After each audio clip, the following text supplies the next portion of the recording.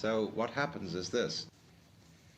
The child is told in sum that we, your parents, elders and betters, command you to do what will please us only if you do it spontaneously. And no wonder everybody's completely confused. We go through life with that burden on us. We therefore develop this curious thing. We develop a thing which is called an ego. Now I've got to be very clear to you what I mean by an ego. An ego is not the same thing as a particular living organism. For my philosophy, the particular living organism, which is inseparable from a particular environment, that is to say, from the universe as centered here and now, is something real. It isn't a thing. I call it a feature of the universe.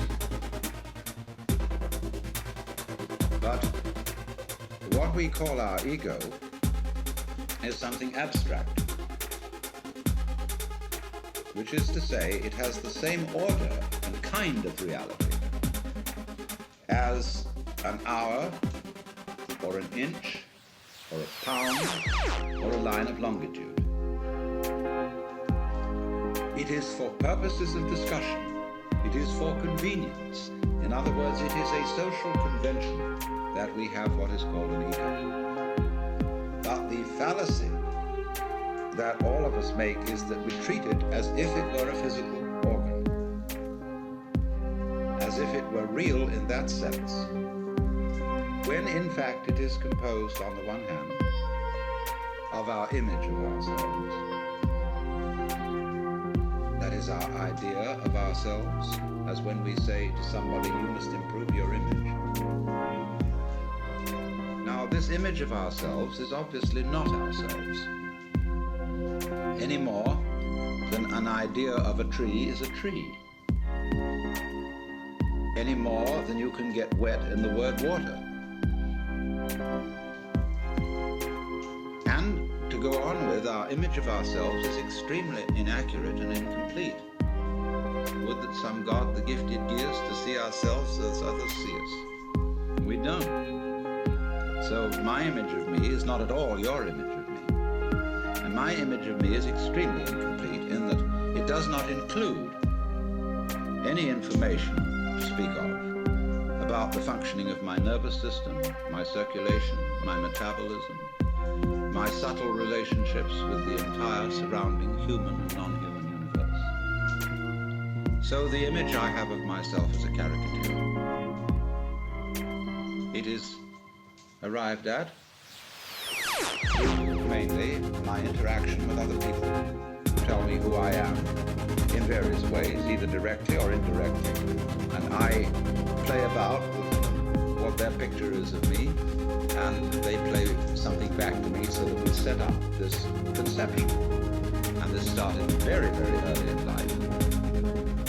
And I was told, you see, and you were told, that we must have a consistent image.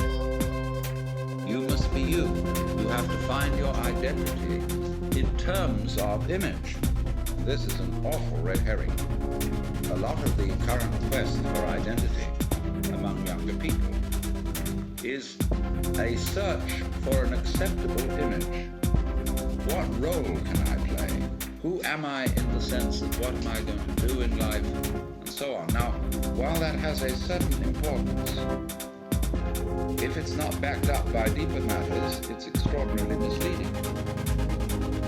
So therefore, on the one hand, there is this image, which is intellectual, emotional, imaginative, and so forth. Now, we would say, I don't feel that I am only an image. I feel there's something more real than that, because I I have a sense of there being a particular sort of, how do we say, a center of something, some sort of sensitive core inside the skin. And that corresponds to the word I. Let's take a look at this.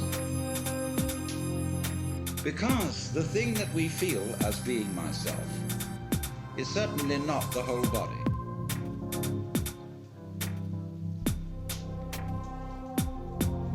Because a lot of the body can be seen as an object. In other words, if you stand, stretch yourself out, lie on the floor, and turn your head and look at yourself, you can see your feet and your legs and all this up to here, and finally it all vanishes, only there's a sort of a vague nose in front.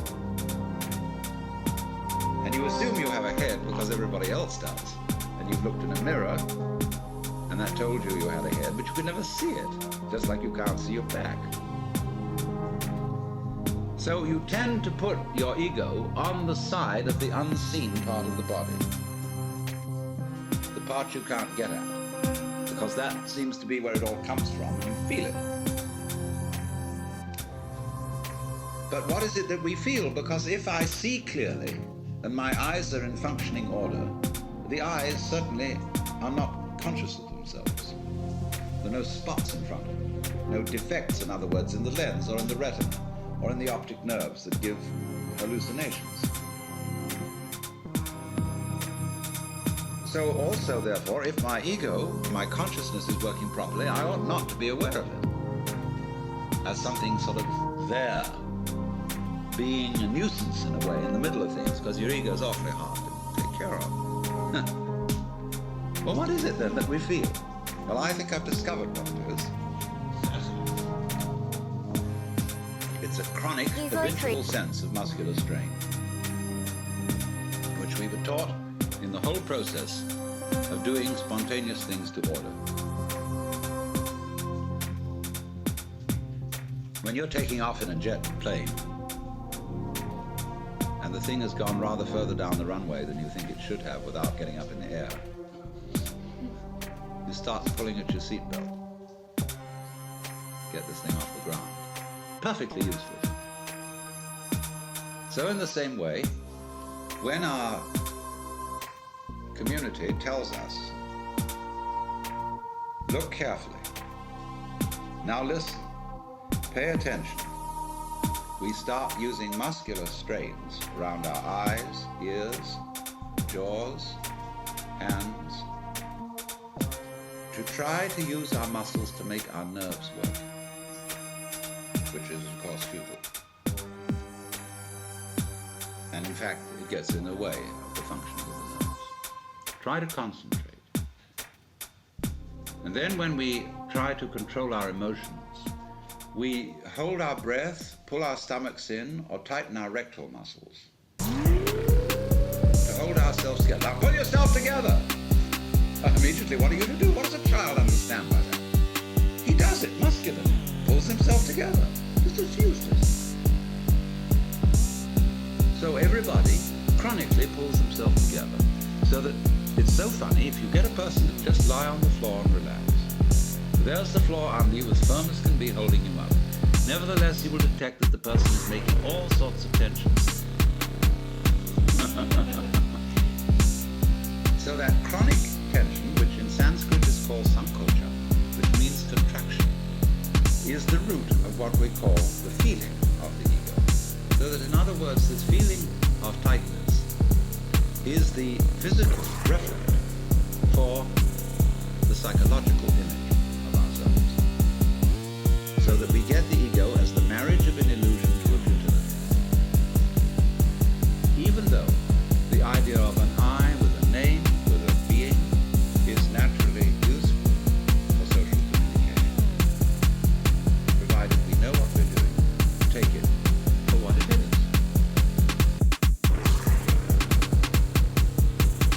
But we are so hung up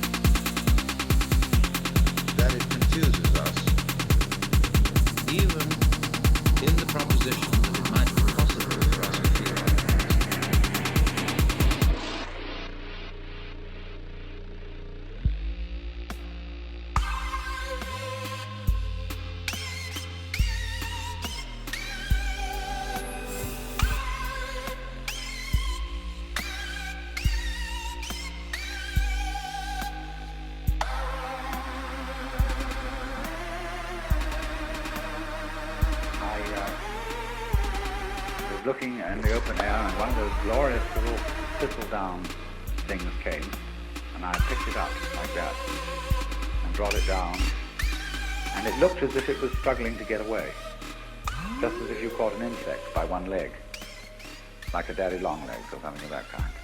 It seemed to be struggling to get away, and at first I thought, well, it's not doing that. That's just the wind blowing. Then I thought again, really? Only the wind blowing? Surely it is the structure of this thing which, in cooperation with the existence of wind, enables it to move like an animal, but using the wind's effort, not its own. It is more intelligent being than an insect, in a way, because an insect uses effort. Like a person who rows a boat uses effort, but the man who puts up a sail is using magic. He lets nature do it for him with the intelligence to use a sail. You see? So in just this way, the meaning of de is that kind of intelligence which, without your using very much effort, gets everything to cooperate with you. You, for example, never force other people to agree with you, but you give them the notion that the idea you wanted them to have was their own. This is a feminine art, preeminently. A woman who really wants a lover does not pursue him, because then most men feel that she's aggressive. And if she's aggressive, she obviously is a woman who has had difficulty in finding lovers, and therefore there must be some undesirably secret thing about her. But if she, as it were, makes a void, then, and is slightly difficult to get, then people get excited. They know she's a highly prized object, and so they pursue. Same way, when you want to teach a baby to swim, the thing you can do is to put the baby in the water and then move backwards in the water and create a vacuum. And this pulls the baby along. It helps it to learn the feel of the water and how to swim. It's the same principle. So, also, clever, difficult-to-getness is one of the very best means of acquiring immense publicity. Take the case of T.E. Lawrence, who published The 7 Pillars of Wisdom in a limited edition. And this became an extraordinarily celebrated book. It cost hundreds of dollars a copy to find one on the market. They waited and waited and built this up and built this up and built this up, and finally they published the general edition. And it was a knockout, because the first one had been sort of secret and difficult to find. If you have patience, you see, you can always do this. So the whole art of the ruler, you see, the Tao Te Ching is a book written for several purposes. You may take it as a guide to mystical understanding of the universe. You may take it as a dissertation on the principles of nature, almost a naturalistic, a handbook of natural law, we would say. Or you may also take it as a political book, a book of wisdom for governance. And the principle which it advocates, basically, is the virtue of governing by not ruling. Look at it in this way. Supposing the President of the United States were as unknown to you by name as the local sanitary inspector, the man who looks after the drains and the sewage disposal and all that kind of thing. This is not a glamorous figure, you see. But for that very reason, he probably does his job more efficiently than the president. Because the president wastes enormous amount of time interviewing various groups from the Elks and the Girl Scouts and conferring honors and all this kind of thing. The poor man's life must be an utter torment because he's so well known and therefore has absolutely no time to give to the government of the country. I mean, think of his mail. And all the people who have to be employed sifting that out and assessing it. So that if he were someone quite anonymous and that we didn't have to think about, he would be a very, very good ruler. In just the same way, for example, you don't have to attend, unless you're sick, to the government of your own body. It happens automatically. This is this expression, Zirang, of itself. And it goes on day after day after day, and the better it is, the less you have to think about it. When you see well, you do not see your eyes. If there is something wrong with your eyes, you start seeing spots, and those spots are spots in your eyes. When you hear well, you never hear your ears. But when they start singing, you know, then you're starting to hear your ears, and your ears are getting in the way of their own hearing. So on the deepest level, a person as a whole can get in the way of his own existence by becoming too aware of himself. And then he lacks this quality, death. Now, the Taoists then proposed that there be something to help people get back to Tao and to be able to be in a state of death, so that they wouldn't get in their own way. And this is connected with the idea of being empty.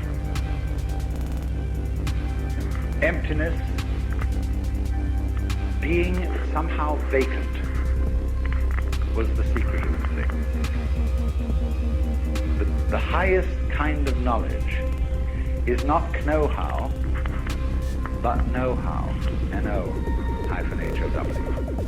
To be able to do it know-how, without any method.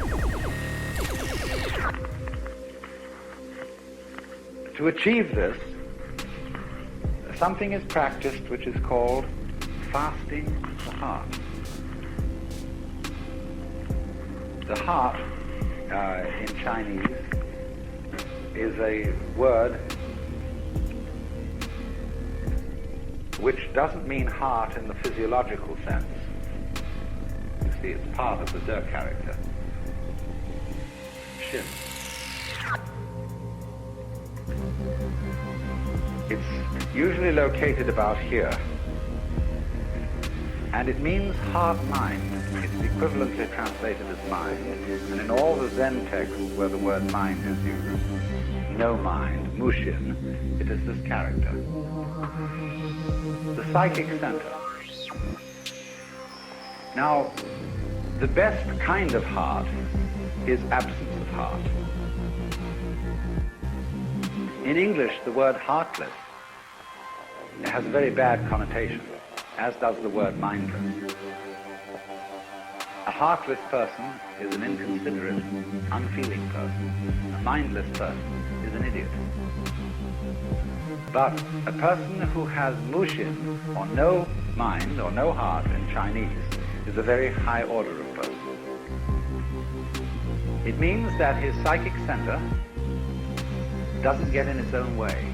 It operates as if it wasn't there. Zhuangzi says that the highest form of man uses his shin like a mirror. It grasps nothing, it refuses nothing, it receives but does not keep. And the poem says when the geese fly over the water, and they are reflected in the water, that the geese do not intend to cast their reflection, and the water has no mind to retain their image.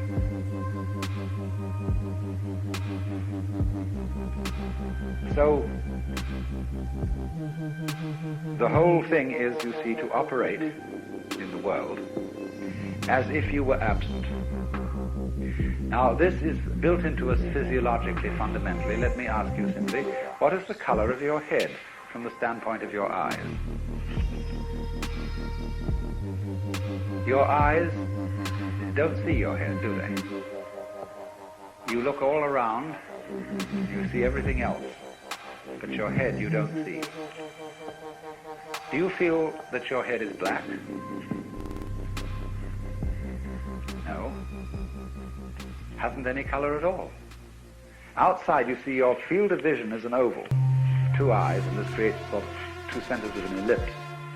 So there's this whole field of vision. Now experiment. What is beyond the field of vision? What color is it where you can't see? It isn't black. This is an important point. It's no color at all beyond there. And in this way you can get an idea of what is meant by that character that I discussed this morning, Xuan, which although it formally has the meaning of darkness, this one, although it formally has the meaning of darkness and the deep and the obscure, it actually refers to this kind of no color, which is the color of your head, so far as your eyes are concerned. Now,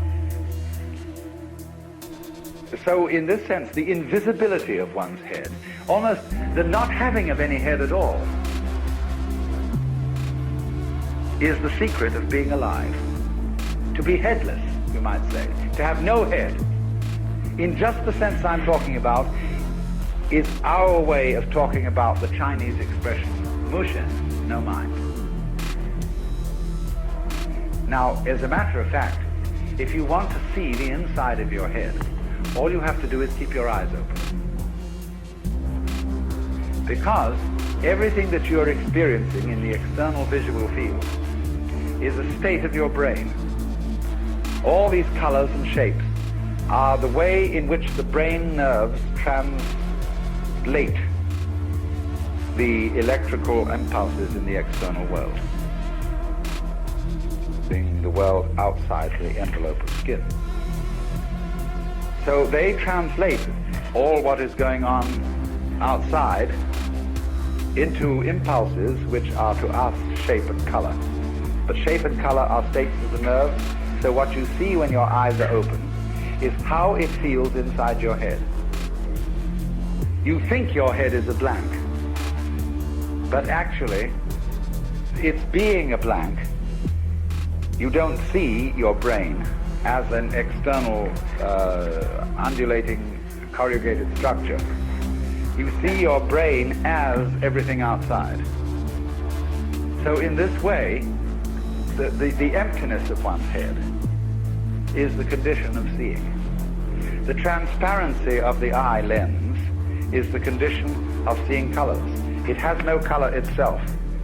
Eckhart said this, because my eye has no color, it is able to discern color. This is in Germany in the 13th century. This is fundamental Taoist idea of being absent as the condition of being present. Being not there. So, Zhuangzi says, when your belt is comfortable, you don't feel it. When your shoes are comfortable, it is as if you weren't wearing any. Likewise, your clothes. See? The more you are aware of these things, the less properly they are made, or the less properly they fit.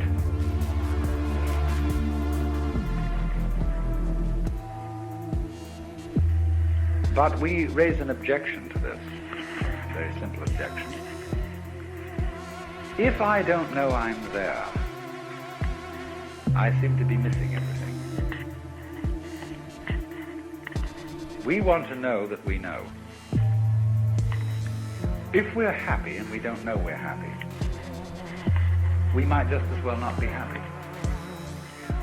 To be happy and to know that you're happy is really the overflowing of the cup of life. Of course, the penalty for that is to be miserable and to know that you're miserable. Some people are miserable without knowing it. But,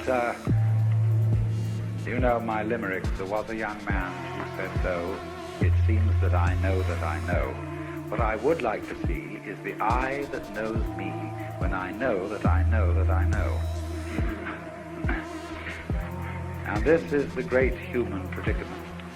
The development of self-consciousness, the development of the possibility of reflecting upon one's own knowledge. And this is simultaneously a blessing and a curse. And Taoism does not escape this problem. I mean, it doesn't avoid this problem, it deals with it. But it doesn't deal with it obviously.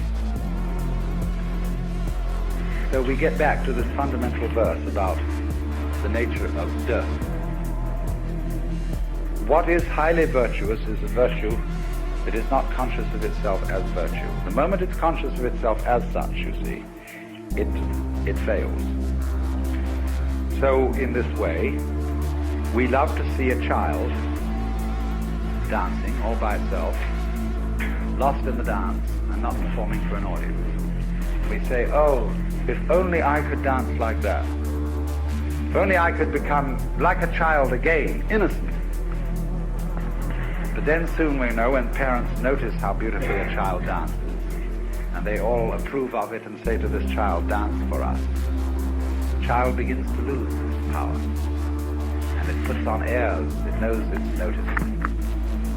And we don't like that. We say, that's affectation, that's showing off, that's phony.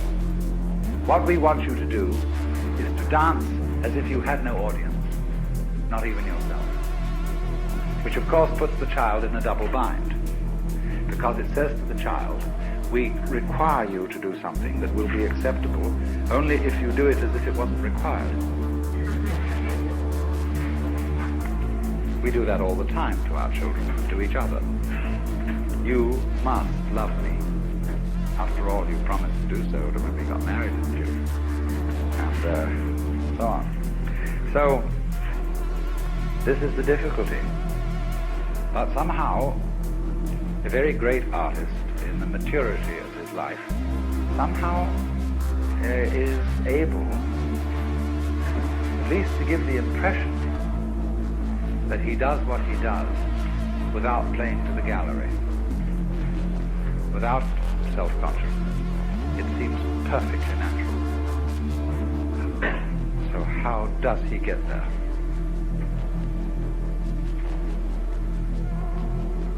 There was a Taoist sage, later than Lao Tzu.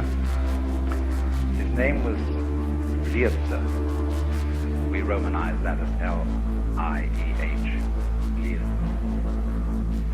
And he had a reputation for being able to ride on the wind. So light. Zhuangzi says in one place, it's easy enough to stand still. The difficulty is to walk without touching the ground. Because in the state of being in accord with the Tao, there is a certain feeling of weightlessness, parallel to the weightlessness that people feel when they get into outer space or when they go deep into the ocean. So this is, of course, connected with the sensation that you're not carrying your body around. I described this morning the sensation that an expert driver has when he really is with it in a car, that the hill lifts him up and drops him down the other side, that he and the road are all one process. And that's equivalent to the sense of weightlessness. And so this is connected to, this is the inner meaning of Liezi riding on the wind. When Suzuki was asked, what is it like to have Satori, he said, it's just like ordinary everyday experience, except about 2 inches off the ground. And so we say in our own songs, walking on air, never a care, something is making me sing, tra-la-la-la, tra-la-la-la, like a little bird in spring. What is this then, weightlessness? It means, of course, partly that you're not moving around in constant opposition to yourself. Most people move in constant opposition to themselves because they are afraid that if they don't oppose themselves all the time, something awful will happen. See, it's so easy to bend your arm. No problem at all. But supposing you make a fight about it, and you take these antagonistic muscles, as they're called, and fight them against each other, so that you have to bend your arm like that. See? Well, how ridiculous. But if you somehow felt that in bending your arm you might make a mistake, instead of bending it, you might hit yourself, then these two muscles get nervous, and they fight each other to be sure that everything happens all right. That's anxiety, see? So, when the human being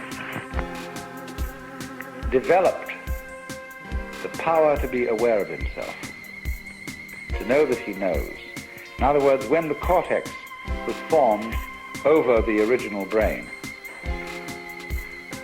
he fell from grace. That was the fall of man. Because when he felt, he had the sensation of being in charge, of being in control of himself, and you can only have that sensation when you are aware of what you're doing, he got anxious. Am I aware enough of myself? Have I taken enough factors into consideration? Have I done all that should be done? And then he started trembling.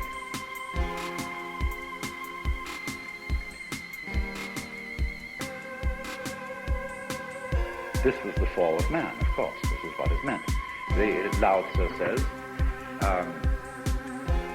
when the great Tao lost, there came duty to man and right conduct.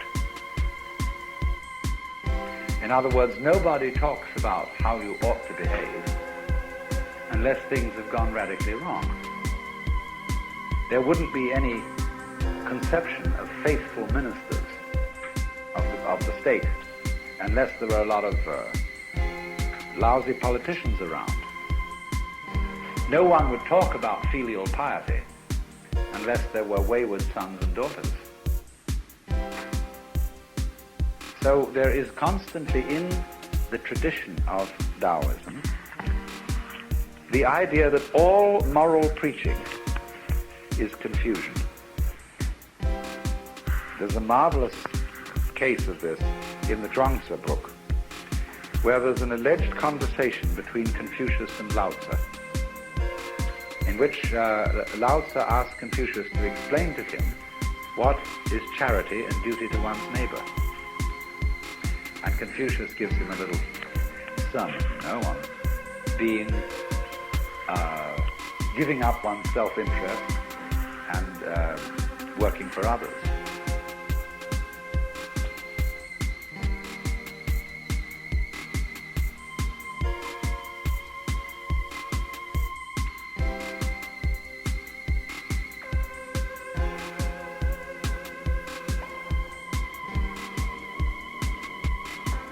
Lao Tzu says, what stuff?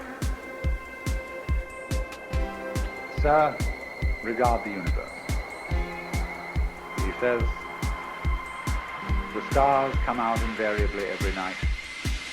The sun rises and sets. The birds flock and migrate without exception. All flowers and trees grow upwards without exception.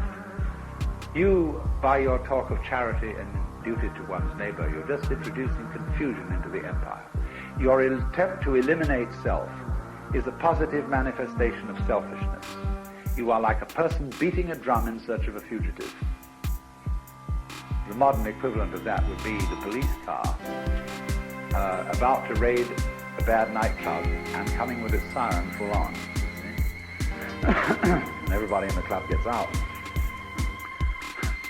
So, all talk about selfishness. All talk about success in becoming virtuous, or enlightened, or integrated, or non-neurotic, or self-actualized. Let's use all the terms that are being used. All this talk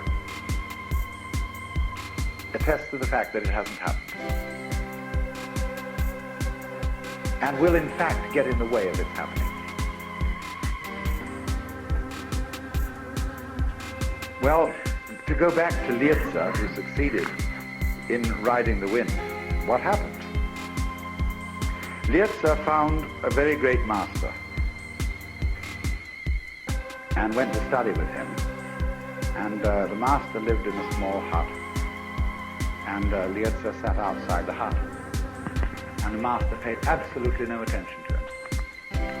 This is sort of the way with Taoist masters. Because why would they want students? They have nothing to teach. So after a year sitting outside, Lietza went away. And he just fed up with waiting so long. Then he sort of got regretful about this and thought he really should make a try. So he went back to the master, who said, why this ceaseless coming and going?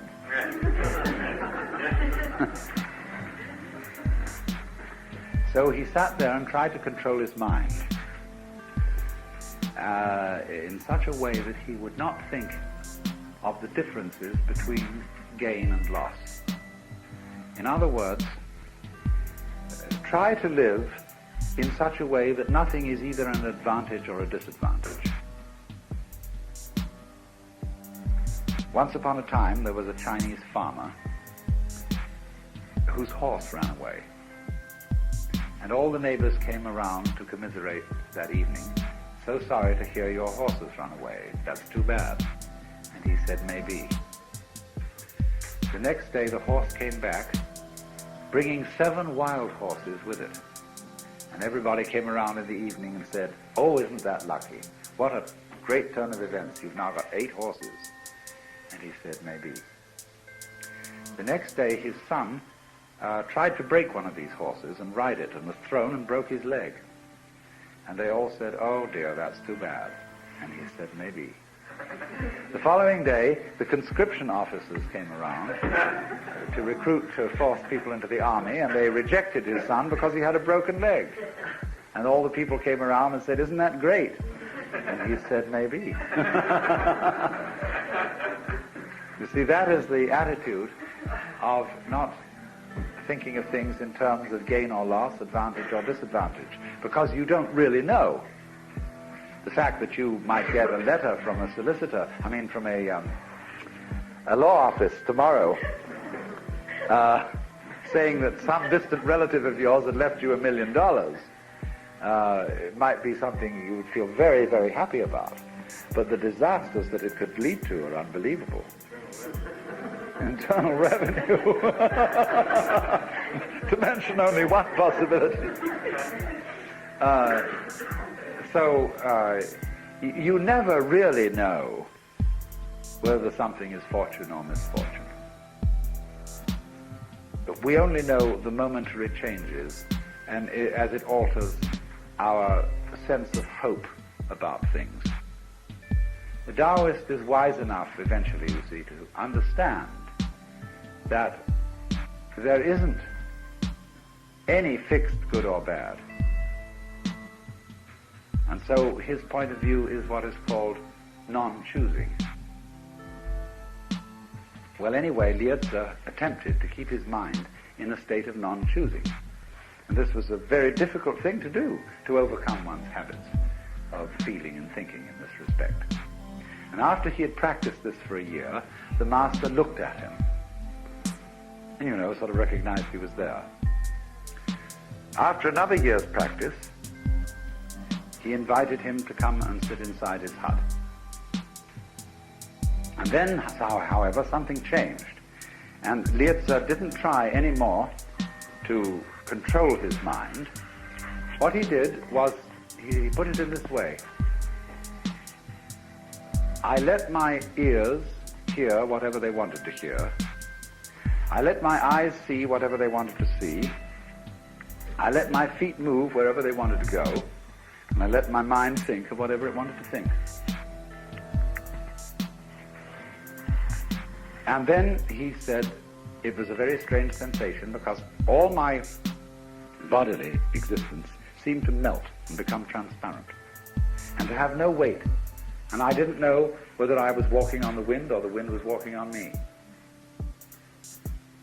Now that's the fasting of the heart.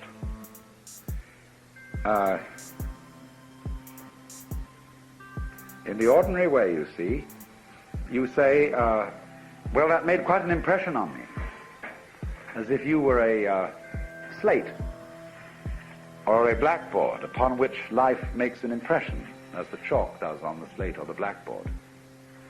So we say, well, here are these events, and I'm the observer of all these events, and I remember them, and they make an impression on me.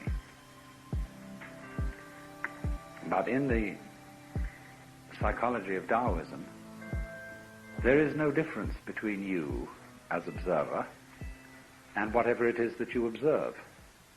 The only thing that is you is the observation of life from a certain point of view. I said a little while ago, you think your heads are empty and blank, but the actual inside of your head is felt in terms of everything you see on the outside.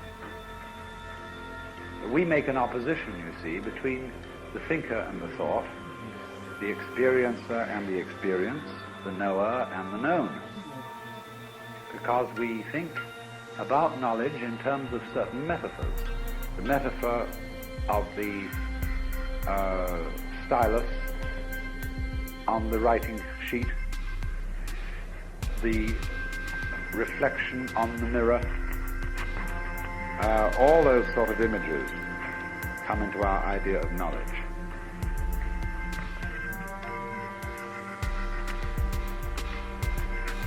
But in the Taoist theory of knowledge, it's quite different. There isn't a knower facing the known. It would be more like saying that if there is any knower at all, it contains the known. Your mind, if you have one, is not in your head. Your head is in your mind. Because your mind, understood from the standpoint of vision, is space.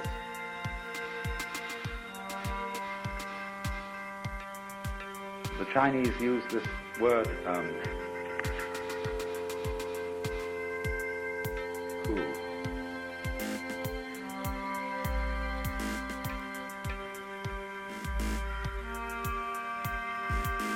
which means sky, space, and sometimes emptiness. And there is a saying that form, or, shape and color, there's one word in Chinese that means really both shape and color.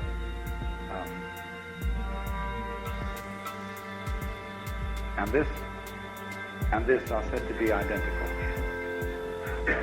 Space or emptiness is precisely shape-color, and shape-color is precisely emptiness. This is actually a Buddhist saying from the Tridaya Sutra.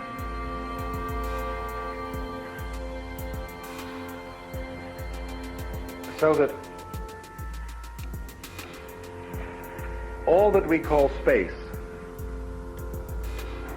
contains the myriads of shapes and colors and bodies and weights and so on. It doesn't reflect them as a mirror, but it is the absence which guarantees their presence. And it's their presence which guarantees its absence. So there's this mutual relationship, again, the mutual arising expression, between voidness and form, between existence and non-existence, being and non-being. These are never felt as alternatives or things that are in some kind of contest. So then, when it is said that there is not any thinker behind thoughts, not any experiencer who has experiences, This is a way of saying that experiencing, knowing, is not an encounter between strangers. Western thought concentrates very much on knowledge as an encounter. And it is thus that we talk about facing facts, facing reality, as if somehow or other the knower and the known came from two completely different worlds and met each other like that. Whereas actually the phenomenon of knowledge is almost the precise opposite of that. Instead of being a collision between the two wandering bodies in space, knowledge is much more like the expansion of a flower from the stem and the bud, where the opposite points of the flower are the knower and the known.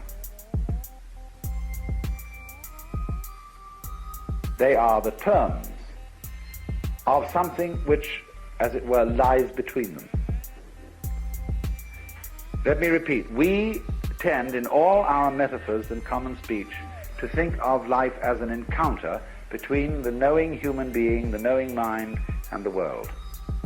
They think of it not as an encounter, but as an expression, not an impression, an expression of a process that has polarized itself, coming out from a center and expressed itself in terms of opposites. Well, of course, this is the basis of the whole yang-yin principle of, you know, this jolly old thing.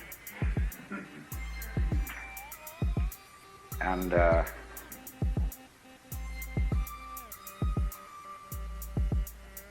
where you've got two interlocked, what are they, fishes, commas?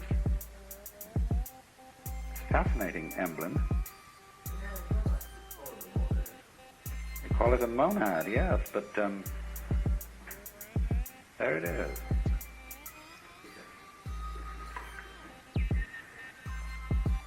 This is a helix, essentially, this grip. And this is the formation of spiral nebulae. And it's the position of sexual intercourse.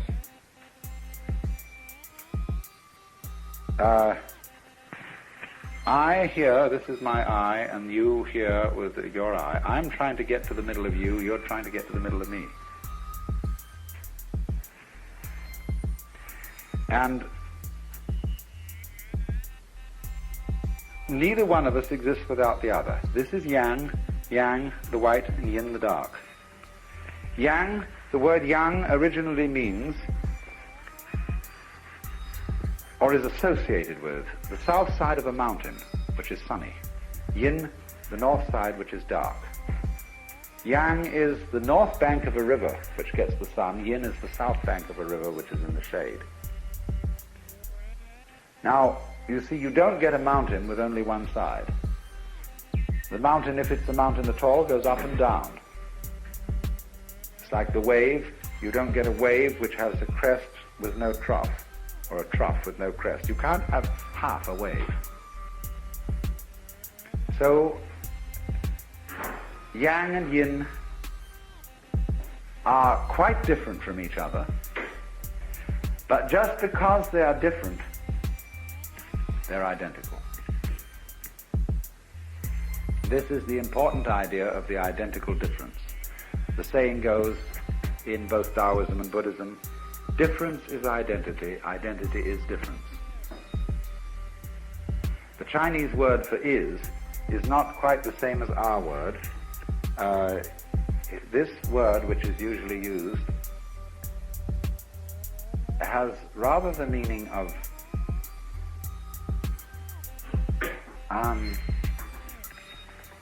that.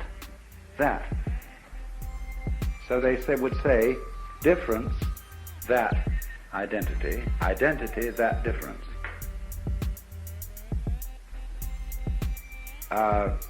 And so this doesn't mean quite is exactly the same as. It means rather is in relation to or goes with necessarily involves. Difference necessarily involves identity. Identity necessarily involves difference. So yang and yin. There is no yang without yin, no yin without yang. When I was first studying these things, I was terribly bothered by how on earth I was going to see this multiple, differentiated world as a unity. What was going to happen? What would it be like to see that all things are one? The sages keep saying all things are one.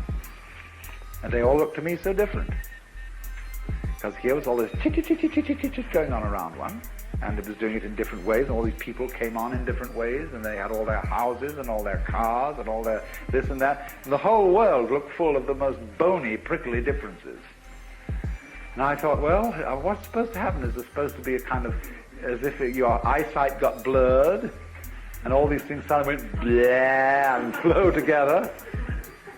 What is it? What is this experience of nirvana, of liberation, etc., supposed to be? Because so many of these, especially Hindu sages, write about it as if it was just this kind of dissolution of everything, so that it all become like slug with a salt on it.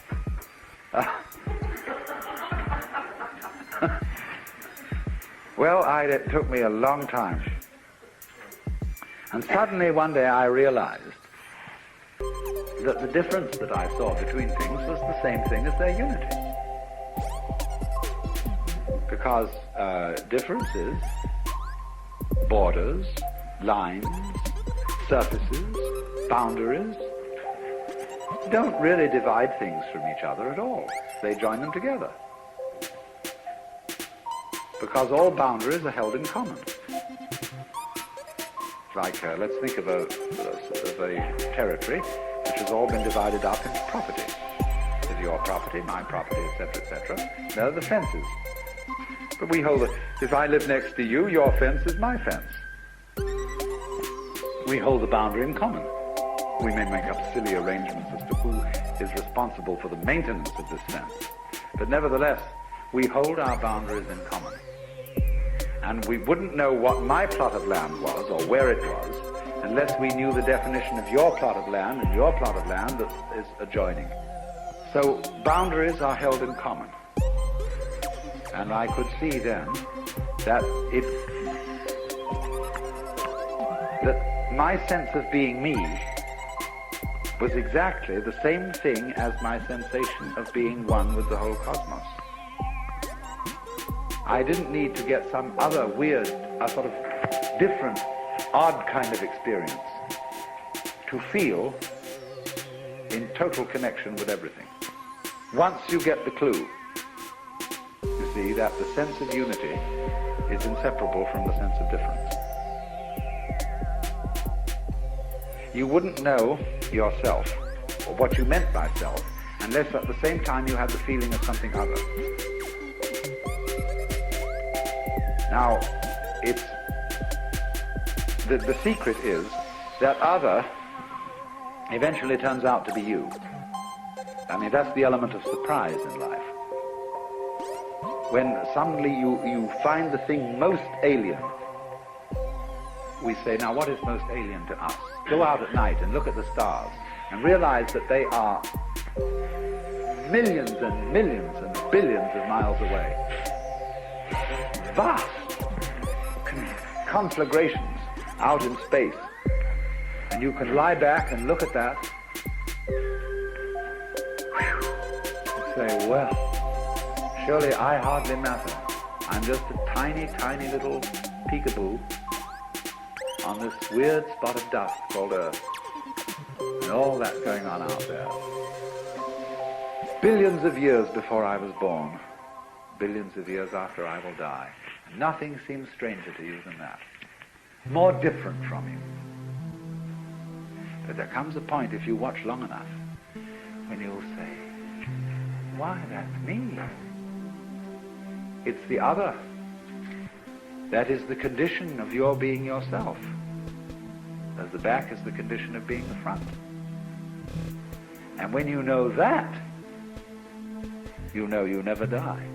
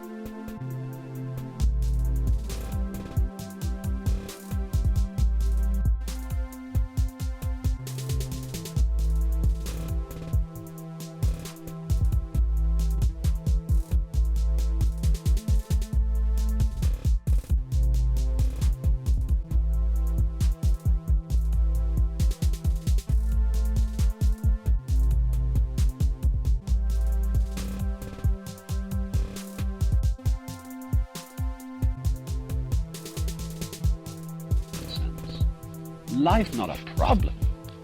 We see it as nothing but problems. We regard ourselves in a morning, noon, and night struggle to solve the great problem of existence. And for some people, this problem is, why does the universe exist? For other people, the problem is, how am I going to get enough to eat? And therefore, when you take it at one extreme or the other, why does the universe exist, or how am I going to get enough to eat? Who can say that life is not a problem? And yet here is this audacious suggestion that what we are bothering about is a ghost. It's something that isn't really there. But you know, when we look at the history of science, we find to what an extraordinary sense science has solved problems by dissolving them. I mean, such things, for example, people have spent years and years and years, hours and hours of thought, trying to invent a mechanical contraption that would be in perpetual motion. Think of the trouble they would save themselves if they'd realized it can't be done. Or they've tried to find a construction for trisecting an angle with a straight edge and compass, and it can't be done. And now it's been proved that it can't be done. And how much trouble would have been saved? Or think again of trying to square the circle. Or imagine, for example, people thinking for centuries that the planets revolved about the Earth because they were encased in crystalline spheres. Now, the funny thing is they knew they were encased in crystalline spheres. Why? You could see right through them. And yet the whole problem of how the spheres were moved, how there was a primum mobile, an outmost sphere that gave rotation to all the others, it simply disappeared. The spheres are presumed now not to be there at all. And it's much easier to think of the solar system without the spheres. In the same way, people jolly well knew that the planets revolved about the Earth in circles, perfect circles. And it was a considerable shock when Kepler proved that the orbit of Mars was an ellipse. So too, we were perfectly sure for centuries that light propagated itself through a mysterious continuum called the ether. And to our astonishment, we found out that there isn't any ether. In so many ways, just ordinary physical science, you see, is an act of understanding the world more clearly by ceasing to ask misleading questions. And exactly the same sort of thing happens, too, in psychotherapy. One of the characteristics of neurotic behavior, you know, is it's repetitive. The neurotic personality keeps going through unsuccessful life patterns, again and again and again, and nothing seems to be able to stop it. Now, this kind of behavior is exactly what a Buddhist would mean by samsara, the round or the rat race of birth and death, that is to say, of life as we ordinarily live it. Because it is a vicious circle. For the reason that we keep trying to solve problems that are not simply overwhelmingly difficult, but problems that are not problems at all. They only look like problems. And so when we tackle, you see, impossible questions, for a simple example, if you really think it means something to ask why is a mouse when it spins, and then try and find out, it'll never make any sense till the cows come home. In the same way, Buddhist imagery likened this to looking for the horns of a hare, or the child of a barren woman, or the beard of a eunuch. And thus, things go round and round and never come out when the question being asked is an absurd question, is a nonsense question. Therefore, what brings cure, healing, say, to a neurotic personality, is the insight that the problem that he was trying to solve was no real problem at all. Now, take, for example, some of the many ghosts which haunt our minds. We say, for example, that we all have an instinct to survive. And a lot of people thus treat the problem of life as, how am I to survive? And one might almost be a little cautious about relieving people of this problem, lest they should lose the impetus to go on doing their work. But that also, impetus to go on doing your work, is another ghost. We think we are driven, you see.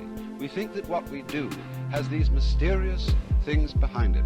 Like, for example, people say, we always choose, make our decisions on the basis of a pleasure principle. We always choose in accordance with what we prefer. And of course, when our choice is limited to alternatives, all of which are rather unpleasant, we choose the lesser evil. Now, what does this actually say? We always choose what we prefer is simply another way of saying we always choose what we choose. For there is no way of showing what it is that we prefer, except in the fact that we choose it. See, it's very important simply to keep your eye on what is being done and to describe that. And if you describe it clearly enough and well enough, you will probably find the ghost of instinct disappeared. Thus, you see, when we talk about an instinct for survival, what is this saying? What is the evidence for the fact that there is an instinct for survival? There is no evidence except that, in fact, people survive until they don't. And this is rather odd, because what happens to the instinct for survival when people don't survive? Well, Freud thought he solved this problem by inventing a death wish, a death instinct. But that, too, is something as phony as the survival instinct. And the whole problem is much more simply described if we get rid of both of these ghosts. So, in this way, we find that when we try to explain some kind of behavior, some kind of activity, by supposing that there is a motivating force, a sort of incarnate spook behind the whole thing, what has really happened is that we haven't described what's going on sufficiently clearly. Now this comes out in another way. When we try to describe anything at all and think that we are describing something that, as it were, exists all by itself, like the Cheshire Cat in Alice in Wonderland, whose face just hung all by itself in midair. I mean, supposing we draw the Cheshire Cat, and here he is with his big grin.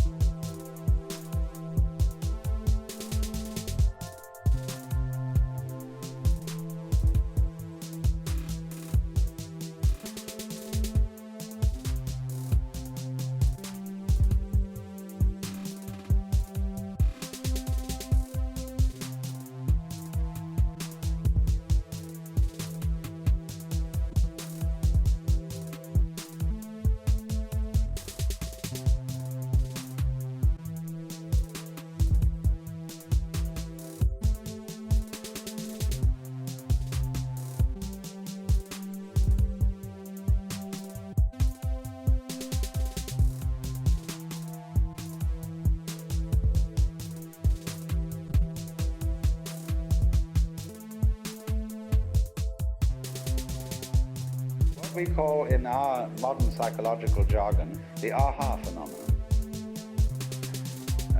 The aha phenomenon. Aha! Now I see. Well, now, what was all this? This Zen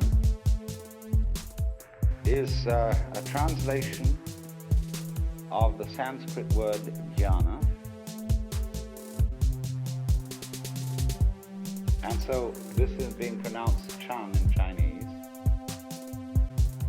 and Zen in Japanese.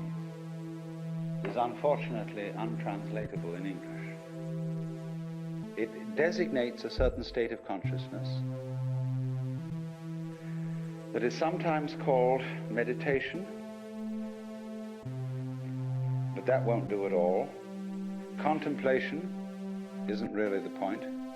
Chinese have a different word for contemplation. And sometimes one-pointedness of mind. I would prefer to translate this word with the notion of total presence of mind. When we say a person is crazy, we often say they're not all there. Now go to the opposite of that and visualize a person who is completely there, or who is completely here. A person who lives totally and absolutely now. That doesn't mean he's incapable of thinking about the past or the future, because thoughts about the past and about the future are included in the present. You have them now. But imagine the kind of person who is not distracted, who when he talks to you, it really gives you his whole being, who doesn't, as it were, look over your shoulder and wander off to something else. Somebody who, first of all, he's completely here, and he's so much here that you can't phase him. Now this idea of phasing is crucial in Zen. You see, I referred a moment ago to attachment, that Buddhism is living free from attachments. And I made the point that this is not abandoning a sense of a good appetite for dinner, but it's stopping sticking. In psychological jargon, you don't block. A mind of no hesitation, it's sometimes called. In Chinese, the phrase mo zhi chu is used, of going straight ahead. So supposing somebody walks up to you on the street and says, "Are you saved?" Now, most of us who are intelligent people feel embarrassed by such a question. You know, what's this wretched Salvation Army person or Jehovah's Witness doing asking me whether I'm saved or not? We're all a little bit, you know, what do you do with a nut like that?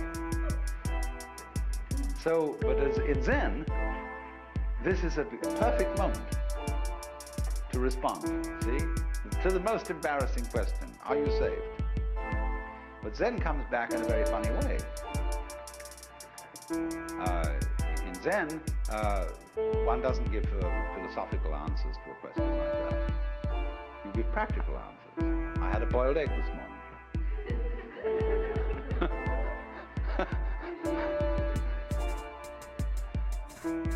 Because whenever you are asked about matters sacred, theoretical and philosophical, you answer in terms of things earthy and practical. But then on the other hand, when you are asked about things earthy and practical, you answer in terms of things religious and philosophical. Is dinner ready? You know? Who's asking this question? Who are you? So, this is then the flavor of Zen, is, you know, Bodhidharma is supposed to have meditated so long that his legs fell off. And he's usually drawn this way, something like this anyway.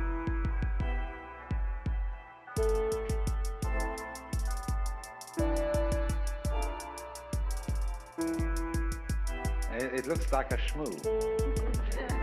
But in Japan, you buy these toys that are darumas. And they are so weighted in here that you can never knock them over. You can bat it on the floor, bat it this way, bat it that way, but it always comes up again. And so the poem says, 7 times down, 8 times up, such is life. So this is the principle of not being phased, not being attached. So to play the game, you can't phase me. This is very important in the art of lifemanship. Fundamental gamesmanship. Because you see, when the Zen monks moved into Kyoto, they took over the best part of town. Simply fantastic how this happened. The beautiful hills were occupied by the brigands, who later became the Japanese nobility. The great daimyos, these were the toughest characters. And the Zen monks played a game with them, which was that, you possess all these lands and you're powerful and so on, but so what? It's all falling apart. Then what will you do? Well, they said, that's too bad, we don't know. And the Zen monks said, you haven't got the hang of the thing, you see. So they found that they couldn't terrify Zen monks. That they played all sorts of tricks, but the Zen monks were better masters at it. See, supposing you say to somebody, look, I'm not afraid of you. You can do anything you like. You can kill me or anything at all. But if I go and kill the fellow who says this, I'll never find out whether he was afraid or not.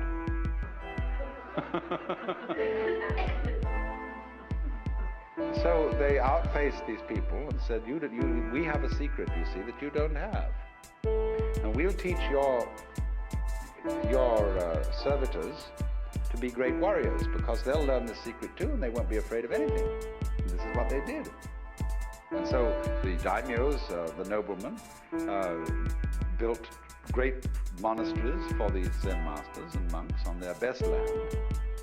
The finest artists of Japan made gold leaf screens for almost every room in the place. And although nobody owns anything individually, the community owns it collectively with the protection of the daimyos. And they had a tremendous scene going. Now, to us that sounds extremely weird, even immoral. You don't expect religious people to do things like that. No, I know you don't. If the religious people are self-righteous and have no humor. But these people didn't go around pretending that they were specially good. They didn't dupe themselves. They were people who understood what human nature is. That in every one of us there is an element of irreducible rascality. In Jewish theology, this is called the Yetzer Hara.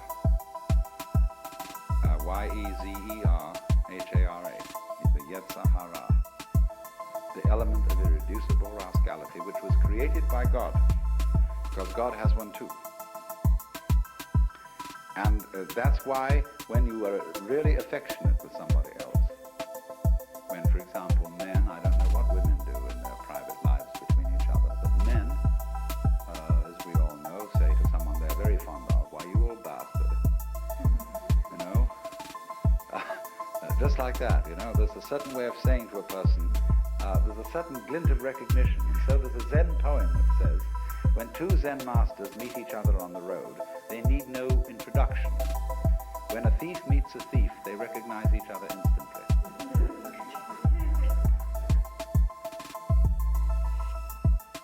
And this goes back, you see, again into the heart of Chinese philosophy. That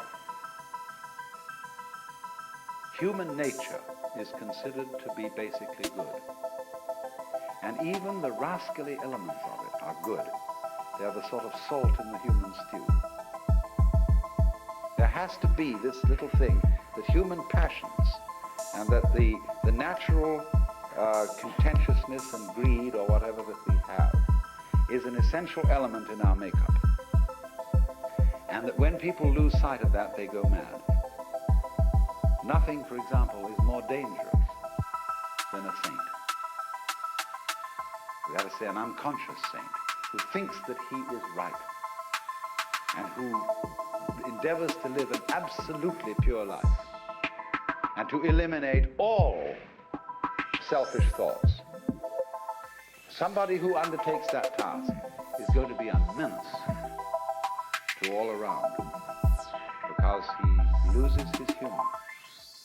He loses his real humility, which is knowing that after all, since we're humans, we have certain needs. We need to eat, we need sex, we need this, that, and the other. And this sort of has a quality of humor to it. And so this is why in Zen art, the sages are always drawn to look a little bit like bums. You know that Putai, or Hote as he's called, what's called the laughing Buddha, the fat Buddha with an immense belly, and carrying around an enormous bag of rubbish, into which he indiscriminately puts anything he finds around and then gives it away to children. This is the sort of type which the Chinese call the old rogue. And the old rogue, as a type of this poet, sage, monk, and scholar, you see, greatly admired. He's the non-violent brigand, the rolling stone, the free man, or in our words, the joker. The joker, you see, is the card that can play any role in the pack. So then, Zen developed in China after Bodhidharma's time and came to a sort of golden age in the Tang and Sung dynasties. The golden age of Zen lies between 713 AD and approximately 1100, 1200, 11 to 1200. That's the great creative period in which all the marvelous masters emerged and during which Zen exercised a profound influence on the development of Chinese poetry and painting, calligraphy and scholarship.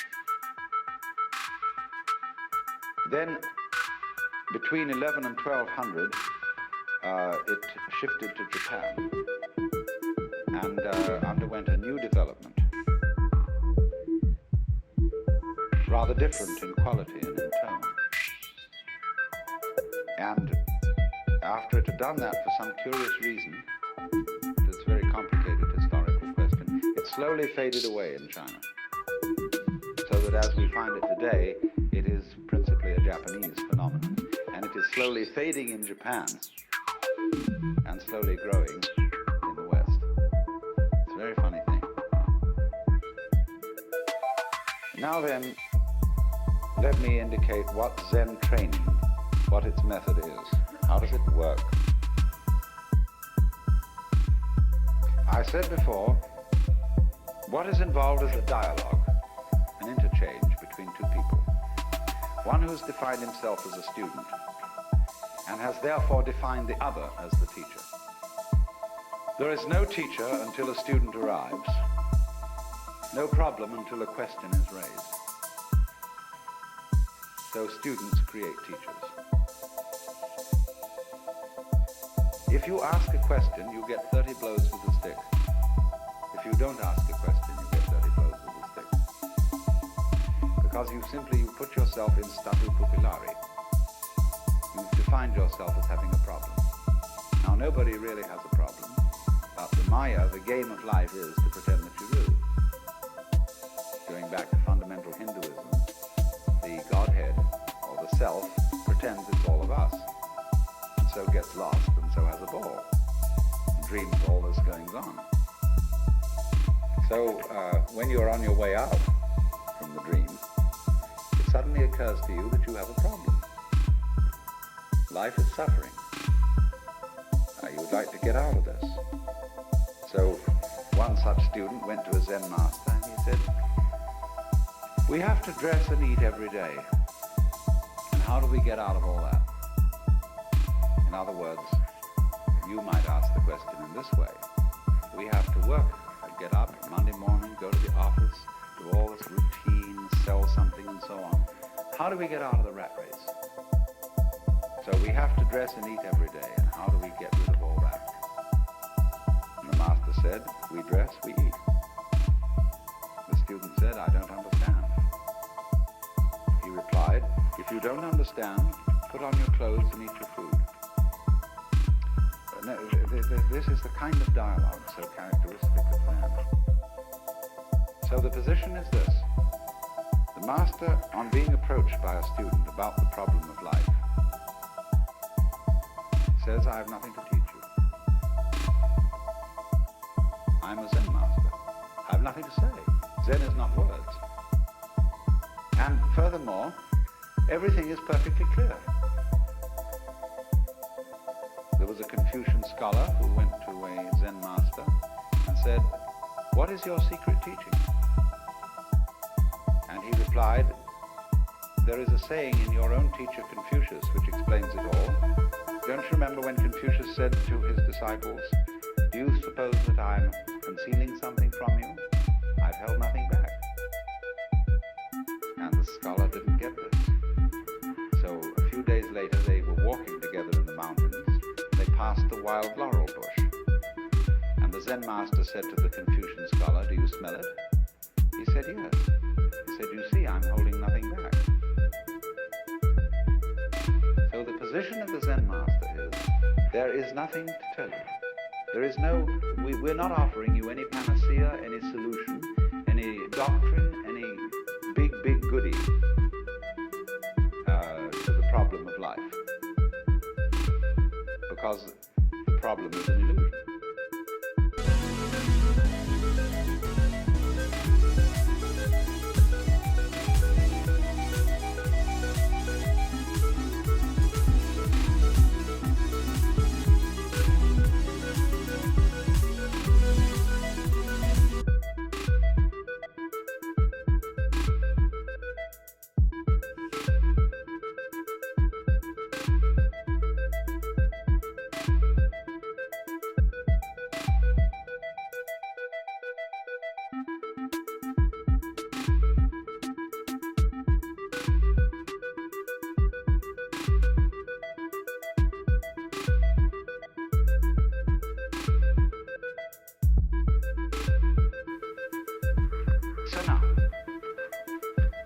This is the whole essence, you see, of seeing. If you really see into this secret, that the world doesn't contain any serious threats in it, because it's all the basic you running up behind itself and saying boo to see if you can get yourself to jump out of your skin. If you see that, be cool. That's the whole art of Zen, you know, is cool Hinduism. The Hindus come on a little strong. When someone like Sri Ramakrishna pretty much openly announces that he's the Godhead, that's a little tough. And when Sri Ramana accepts the puja of all the followers and Sri Aurobindo sits every day for darshan, it's coming on a little strong. Well, the Zen people go on without end. Anybody who tells you that he is some way of leading you to spiritual enlightenment is just like somebody who picks your pocket and sells you your own watch. Of course, if you didn't know you had a watch, that might be the only way of getting you to realize.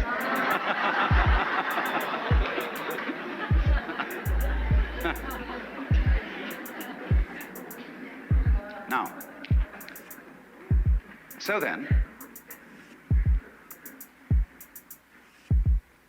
if, though, the people who do, by one means or another, prepared or unprepared, disciplined or undisciplined, get into this kind of interior secret about the nature of the universe.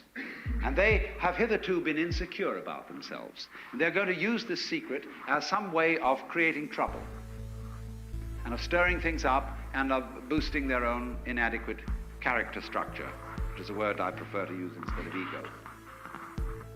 Then there's trouble. Because those people who are out there on the tightrope are going to get pretty scared.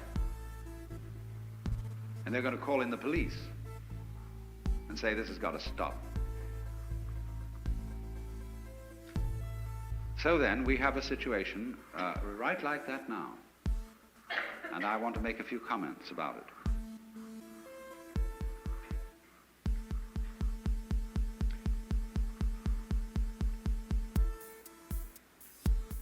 First of all, the major group, it seems to me, that are crying panic about LSD are psychoanalysts. To them, this sort of thing is extremely threatening, because psychoanalysis, in its theory, whether it be Freudian or whether it be Jungian, has a theory of the unconscious, which is not unrelated to the general philosophy of science of the 19th century, which is that the unconscious, called the libido by the Freudians, is totally uncivilized, blind lust. For the Jungians, it may be something even more dangerous than that, because they have not settled for the idea that it's a sexual unconscious. It may be much more sinister than that. Deep down, there is the spider mother. There are the screaming mimes at the bottom of that pit. And Esther Harding, in her book Psychic Energy, says that civilization is a mere veneer over the abysmal depths of primeval slime, in which there are the great serpents and appalling influences just waiting for a chance to get up there and raise hell. So if you are psychoanalytically oriented, you are necessarily terrified of the unconscious. But you've learned a trick. Say the old-fashioned Christians, they discipline the unconscious with a club. Bible and birch rod, see? And they knocked it down. The Freudians said, no, this is a very dangerous creature, but you've got to train it in a different way, like a good horse trainer doesn't use the whip but lumps of sugar. But it's still the same animal. In other words, this whole philosophy of Western man as it crystallized in the late 18th, 19th, and early 20th centuries is that what we call humanity, consciousness, spirituality, values, is simply a veneer. The real thing underneath, the gutsy thing, is a terrible monster. Watch out for that. So anything that happens that might let that creature loose is looked upon by psychoanalysis as terrible. I'm not going to accuse them of worrying about LSD because they think they're going to be put out of a job. I don't think that LSD is an automatic psychotherapy at all. It needs, if you're going to use it for that purpose, you need psychotherapy in the ordinary way along with it. LSD is simply an exploratory instrument, like a microscope or a telescope, except this one's inside you instead of outside you. And according to your capacity and knowledge, you can use a microscope or a telescope to advantage. So in the same way, according to your capacity and your knowledge, you can use an interior instrument to your advantage. Or just for kicks. But when these people, really feel threatened by this thing, they start sending around messages and public utterances which sound exactly as if they had taken LSD, had had a bad trip with it, and were coming on paranoid. And so they are spreading subtle rumors that this substance causes permanent brain damage and utter destruction of the superego. There are people in New York, likewise, who are spreading around the idea that, you see, once this thing has touched you, you are as if you've had a prefrontal lobotomy. You are somebody who ought to be put in a concentration camp because you've lost your conscience. You're out of order. Nothing more can be done about it. Now, do you see how alarming that could be in our day and age? Think that your brother, your aunt, has got permanent brain damage. Took some LSD. You see, the situation is exactly parallel. You know, the thing that we learn from history is nobody ever learns from history. Consider, just go back a few hundred years to the days of the Inquisition and realize that the theologians of the church were in those days accorded the same kind of respect that we now accord to the professor of pathology at the University of California Medical School, or to the professor of physics at Caltech. We think those people are real authorities. They know it works. They've experimented. They have knowledge. They're the wisest people in our society. Oh, all right, a few hundred years ago, so were the theologians. And they had the same sense of responsibility towards the community that our great scientists and physicians have today. And they knew there was a thing called heresy going around that was not only capable, once you caught heresy, of making you damned to hell forever and ever and ever, to the most unimaginable tortures that would go on without end, but that it was infectious. And one heretic would soon make other heretics. So those entirely humanitarian and merciful church fathers got together and said, what are we going to do to stop this? Well, now they knew there is an eternal life beyond the grave. And so perhaps, just in the same way as if you've got a cancer, and that's something terrible because it might spread and destroy the whole body, cut it out, even burn it out if you have to.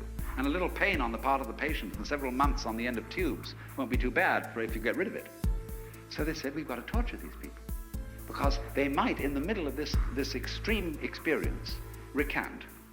And if they won't recant, we'll burn them, because there's just the chance that in the agony of burning at the stake, they will say at the end, oh God, forgive me for my sins, and it'll be all right. Now realize the absolutely merciful intent behind the inquisitors. Perfectly responsible, acting on the best knowledge that they had in their day. Don't you see how that can happen again anytime? Permanent brain damage. People lost their sense of social responsibility, utterly destroyed by taking the wrong kind of drug. Now, dear friends, there is absolutely no evidence for this kind of thing whatsoever.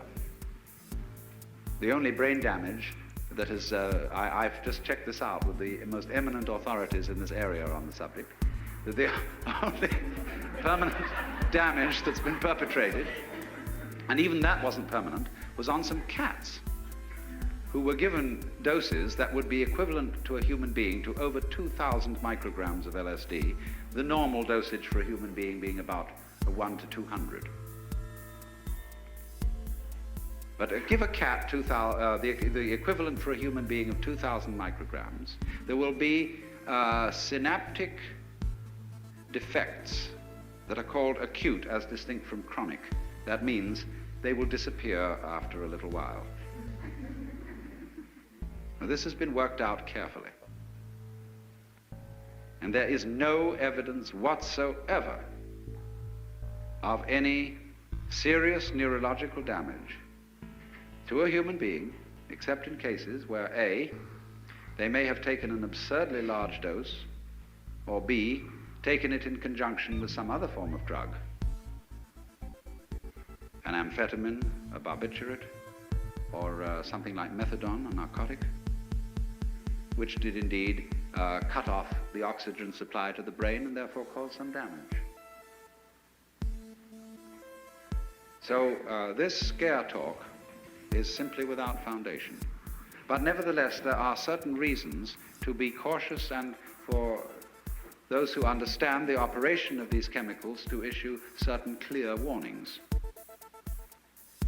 And this I want to talk about quite seriously.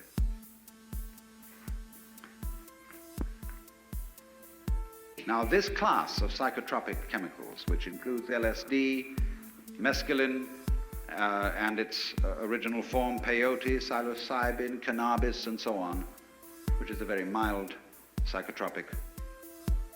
These do not, in moderation and proper use, in any way harm the physical organism, nor form such habits that you can't get rid of them without unpleasant withdrawal symptoms. But if you take them in absurdly large doses, you are in for trouble. I knew a Methodist minister who was a very violent teetotalitarian and became extremely sick from drinking too much milk. So after all, if you sit down and you buy a bottle of whiskey, which you can get at any store, anywhere, perfectly legit, and you consume the 1 quart of whiskey in 1 hour, you can expect trouble. So in the same way, if you've got LSD or something of that kind, and you take 1,000 micrograms because some friend of yours took 500 and you want to one-up him, watch out. You're being just stupid. Furthermore, you're being rather stupid if you buy the kind of LSD that is currently being circulated in the black market. Because, for 2 reasons. You don't know what else is in it, and you don't know how much is in it. There are 2 sorts of producers of LSD on the black market. One is the enthusiastic graduate student in chemistry who wants to turn the whole world on. And his product is apt to be pretty good, but excessive in dosage. And what says 100 micrograms may well be 300. There is another kind of producer who wants to make a good thing out of it, or who wants to give you a big jazz, but he'll mix it with amphetamines. There's another more sinister kind of producer who'll either cut the amount or mix it with heroin or any other substance, maybe again amphetamines or whatever, that'll get you hooked on it. So there is no control of the quality of what is being circulated, none whatever. And you just don't know what you're getting.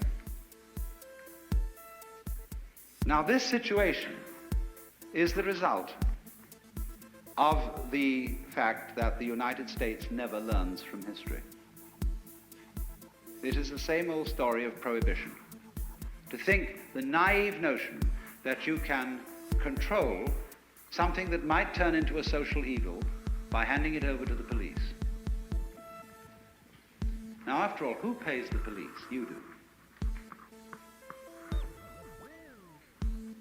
And if you can't control yourself, the police won't control you either. But in lieu of controlling you, they can suppress you. Now, in all conscience, the police have enough to do. Not only to control the traffic, which gets worse every day by virtue of Parkinson's law, but also all the possibilities of robbery, violence, murder, and so on and so forth, which is a full-time job. But to ask the police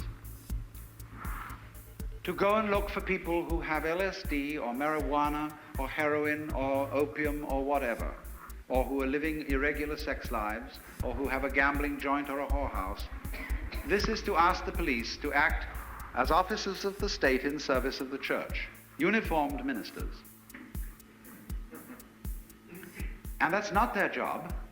And when the police are asked to do that, they are put by lawmakers into a position which brings them into public disrespect, as it did in the days of Prohibition. It is not fair to the police. Because if you send the police to hunt out LSD, it is a far more tough job than looking for a needle in a haystack. LSD can be disguised as anything whatsoever. It can be mixed with gum and put on an envelope. It can be entirely absorbed, vast quantities of it, into a piece of Kleenex. The alcoholic base is then allowed to evaporate, and nobody would know it from any other dirty piece of Kleenex that somebody stuck away in his pocket. It can then be reactivated. It can be made into lacquer to coat pins with. Anything. It can be disguised as peanut butter, orange juice, aspirin, just sugar, anything you want. And it's very difficult indeed to detect. So when you try to suppress that sort of thing by law, you leave the gates wide open for every kind of blackmail. You want to get rid of your wife? Or your unfortunate business competitor? Just slip them some. And then arrange by a roundabout way to tip off the cops. The senator you don't like? Political rival? Psst. You see, any law of this nature, any law which in a way tries to enforce by the power of the state private morals or your own business in looking after your own nervous system, is in fact an unenforceable law. And all unenforceable laws lead to blackmail and to public demoralization. The only way to handle a thing of this kind is to bring it all out into the open. Nothing can be controlled when it's driven underground. It ought to be controlled. Just in the same way as we have learned how to control automobiles, we license people to drive them. So in the same way, we don't sell liquor to minors. We expect them to have some kind of education and grown-up responsibility before they go boozing around. So in exactly the same way, society has got to face the fact that it's going to have to license people for certain spiritual adventures, or perhaps just plain pleasures, if that's what you want to call it. After all, you can't even join some churches can't join the Catholic Church without taking a course of instruction. That takes a few weeks, and then they put you through an initiation.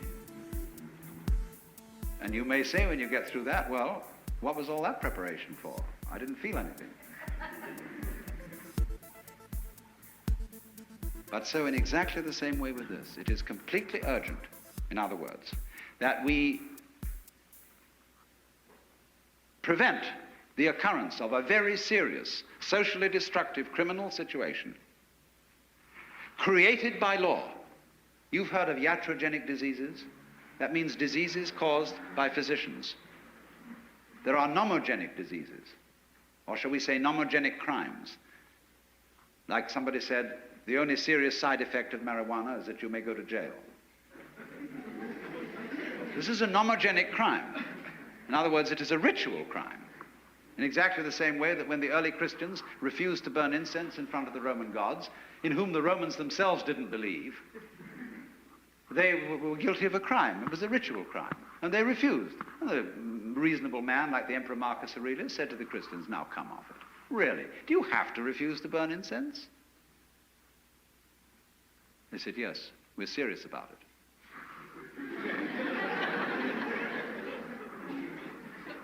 So these are ritual crimes.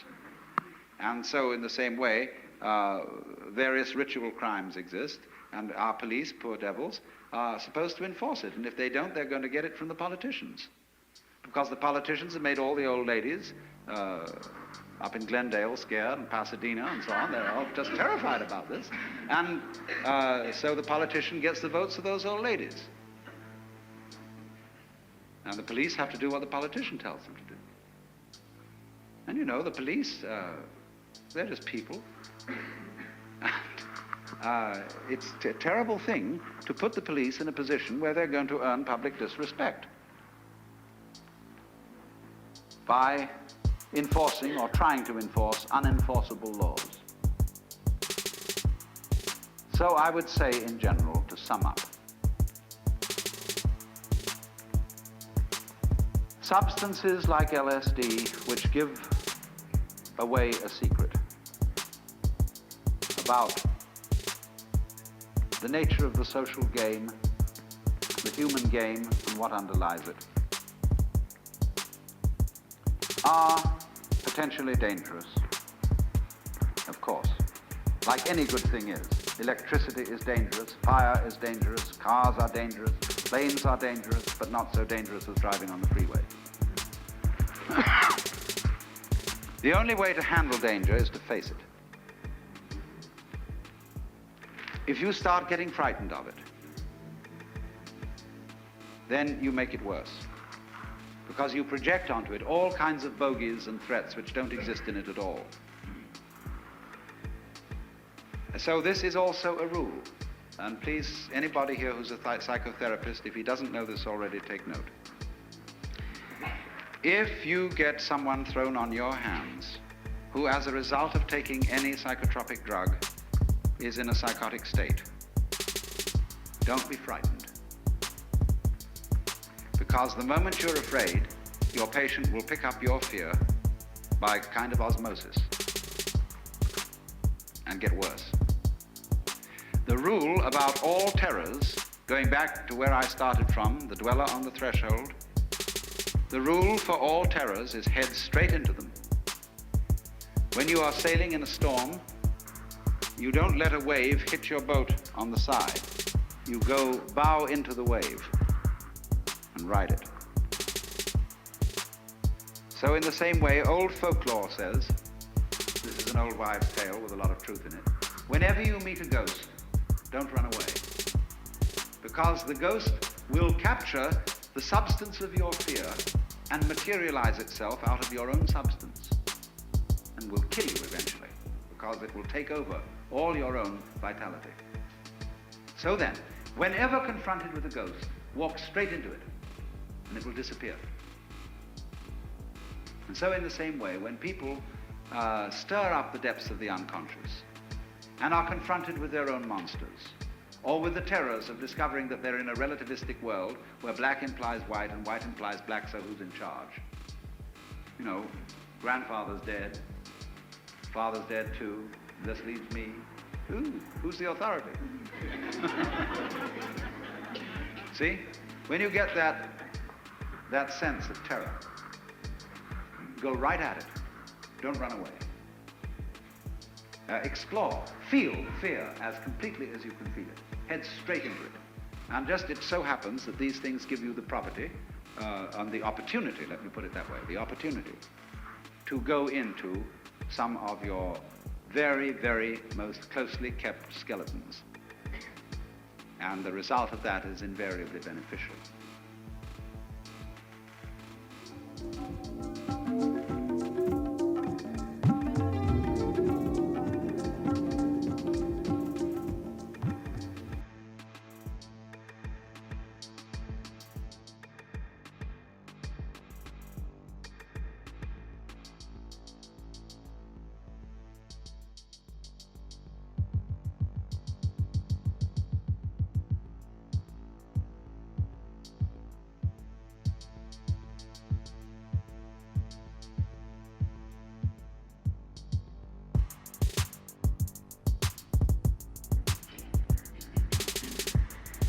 The subject of this seminar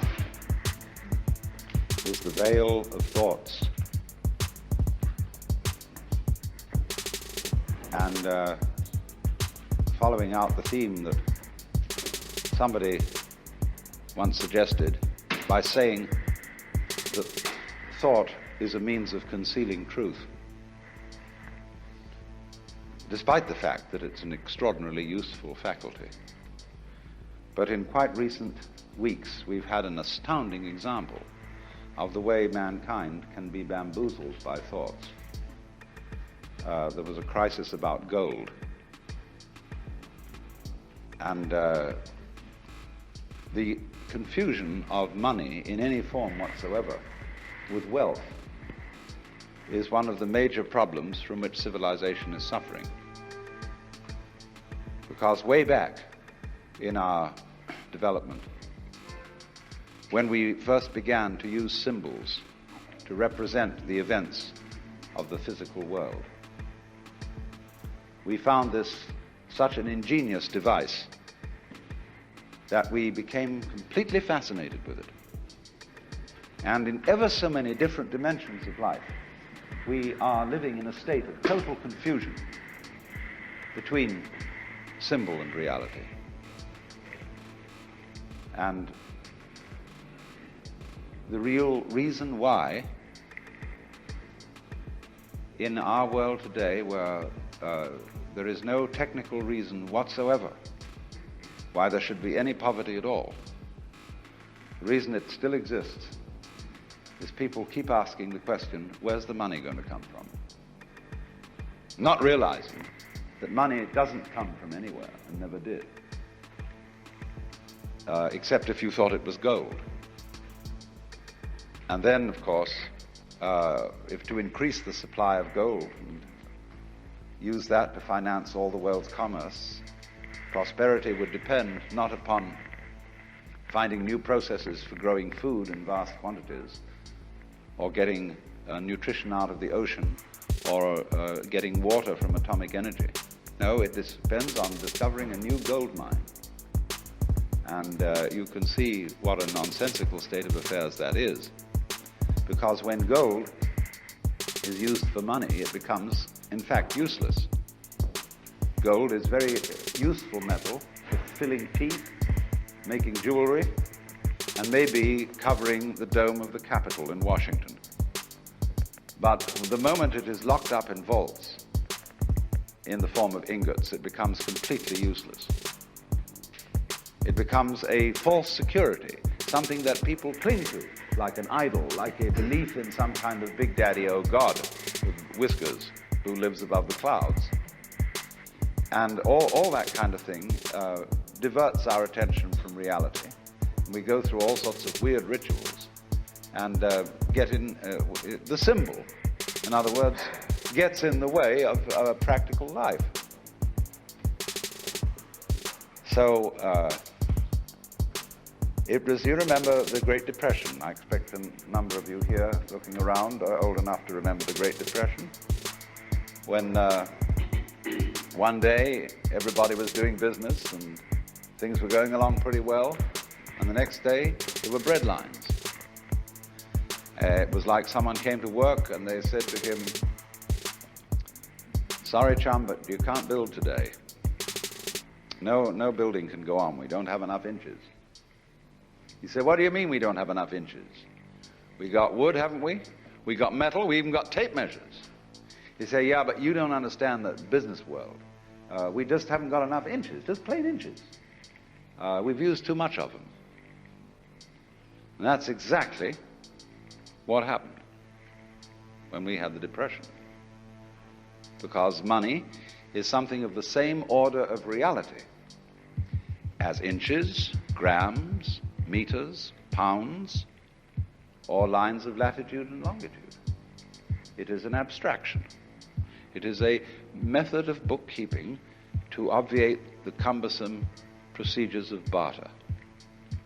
But our culture, our civilization, is entirely hung up on the notion that money has an independent reality of its own. And this is a very striking, concrete example of what I'm going to talk about, of the way we are bamboozled by our thoughts, which are symbols, and what we can do to become unbamboozled, because it's a very serious state of affairs. Most of our political squabbles are entirely the result of being bamboozled by thinking. And it is to be noted that as time goes on, the matters about which we fight with each other are increasingly abstract. And the wars fought about abstract problems get worse and worse. We are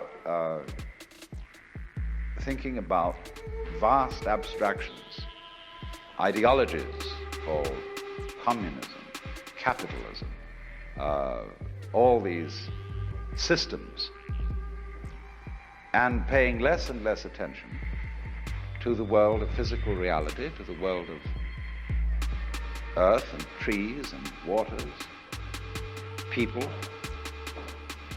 and so are, in the name of all sorts of abstractions, busy destroying our natural environment. Wildlife, for example, is having a terrible problem continuing to exist alongside human beings. Another example of this fantastic confusion is that not so long ago, the Congress voted a law imposing stern penalties upon anyone who should presume to burn the American flag. And they put this law through with a great deal of patriotic oratory and the quoting of poems and so on about Old Glory, ignoring the fact entirely that these same congressmen, by acts of commission or omission, are burning up that for which the flag stands. They are allowing the utter pollution of our waters, of our atmosphere, the devastation of our forests, and the increasing power of the bulldozer to bring about a ghastly fulfillment of the biblical prophecy that every valley shall be exalted, every mountain laid low, and the rough places plain. But you see, they don't notice the difference between the flag and the country. Or as Korzybski pointed out, the difference between the map and the territory. Now, however, I think we should begin by talking a little bit about when we use the word physical reality as distinct from abstraction, what are we talking about? Because you see, there's going to be a fight about this, philosophically. If I say that the final reality that we're living in is the physical world, a lot of people will say that I'm a materialist, that I'm unspiritual, and that I think too much of an identification of the man with the body. Any book that you open on yoga or Hindu philosophy will have in it a declaration that you start a meditation practice by saying to yourself, I am not the body. I am not my feelings. I am not my thoughts. I am the witness who watches all this and is not really any of it. And so if I were to say then that the physical world is the basic reality, I would seem to be contradicting what is said in these Hindu texts. But it all depends on what you mean by the physical world.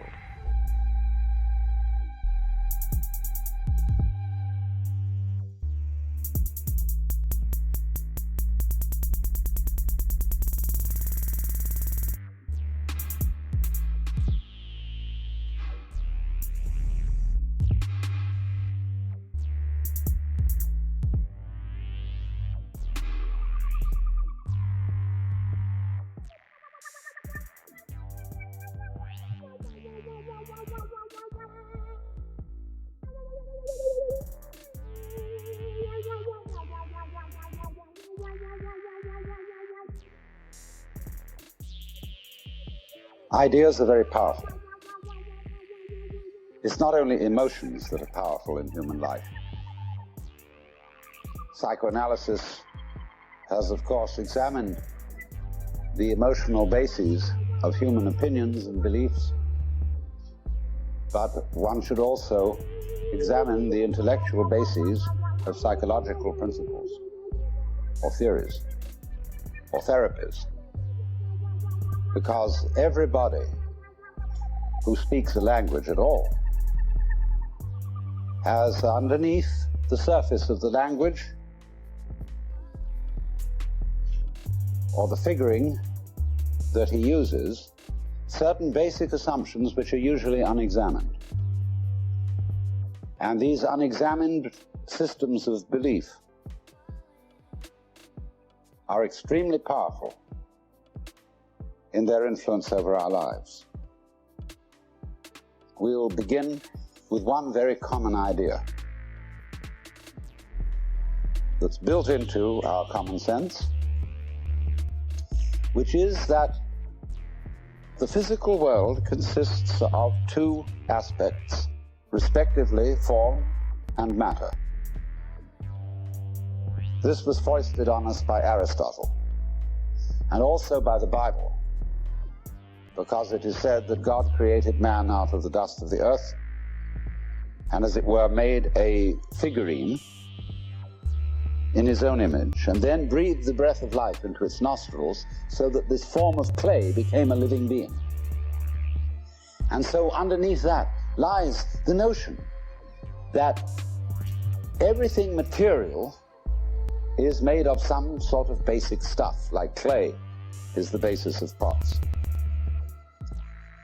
And for centuries, scientists, philosophers wanted to know, what is that stuff? What are we made of?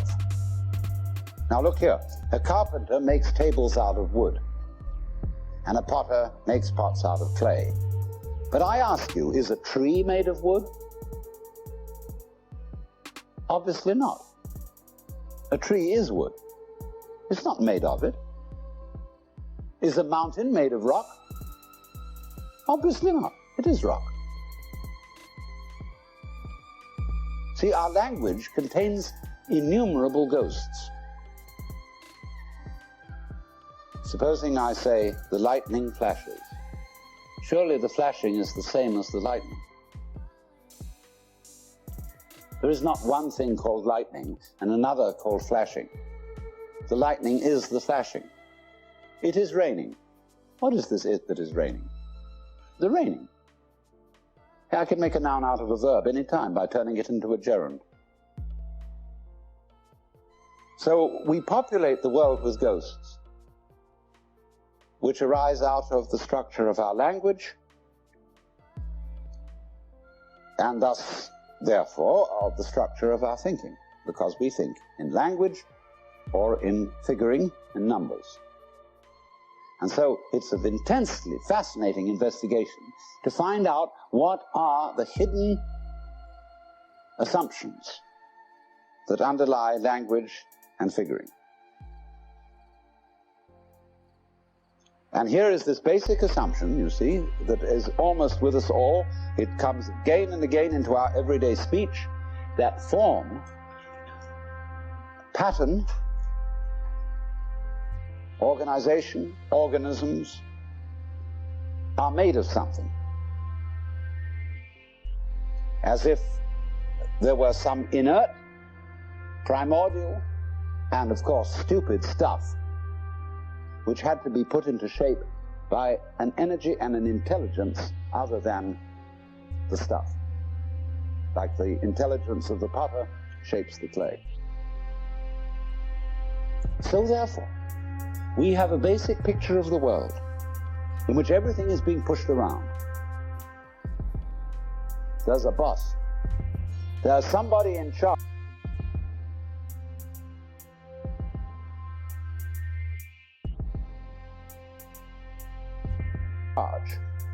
Who is different from what that somebody is in charge of, and puts everything into shape. Because our common sense does not allow that things shape themselves. Very odd. In Chinese, the word for nature is ziyang, which is that which is so of itself, the spontaneous. The Chinese have no difficulty in thinking about nature as self-shaping. A Chinese child would not ask its mother, "How was I made?" It would ask its mother, "How did I grow?" Which would be quite different, you see. So to be made is to be commanded, and therefore every good being obeys. Whether you obey God, or whether you obey the laws of nature, you obey. And the analog, therefore, of the world that has been put into our common sense is one of military command. Note that. Because the image of God, I would go further and say the idolatrous image of God, which has been handed down to us, is one of the beneficent tyrant, the boss, Big Papa. So then, when our physicists started to find out what stuff was, they went into it and examined it with ever more minute instruments. They first started cutting up things with knives and cutting them smaller and smaller and smaller until the particle that they wanted to dissect was exactly the same width as the edge of the knife. And so they got an atom, and that word in Greek, atomos, means the non-cuttable. Non-tomos cuttable. That's the basic atom. What you can't cut anymore because you've got down to the end. Well, they weren't satisfied with that. So they got an atomos, in other words, a particle of something or other that was just the same width as the knife edge, and they looked at it under a microscope. And they saw that it seemed to be composed of more small particles. So they found out means of working those out, and then they found out extraordinary means of investigating the properties of matter. Then they reached a point where they couldn't decide whether it was particles or whether it was waves. So they called them wavicles. They thought they had come to certain ultimate wavicles called electrons.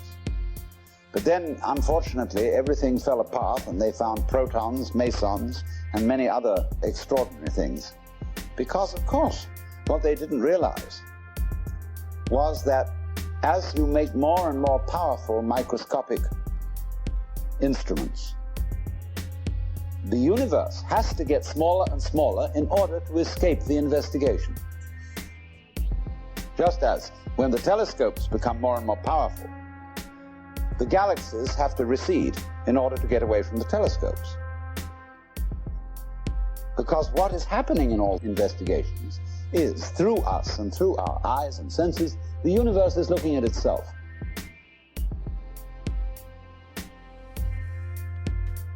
And when you try to turn around to see your own head, what happens? You see? It runs away. You never get at it. You can't bite your own teeth. You can't touch the tip of this finger with the tip of this finger. This is the principle. Shankara explains it beautifully in his commentary on the Kena Upanishad, where he says that that which is the knower, the ground of all knowledge, is never itself an object of knowledge, just as fire doesn't burn itself.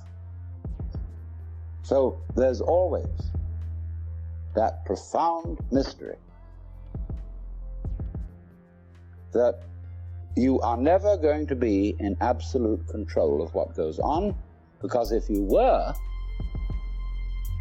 it'd be like making love to a plastic woman. And who wants that? There always is the mystery. The thing we don't know. As Vanderloo put it, the mystery of life is not a problem to be solved, but a reality to be experienced. If there were not that, you see, there would be no life.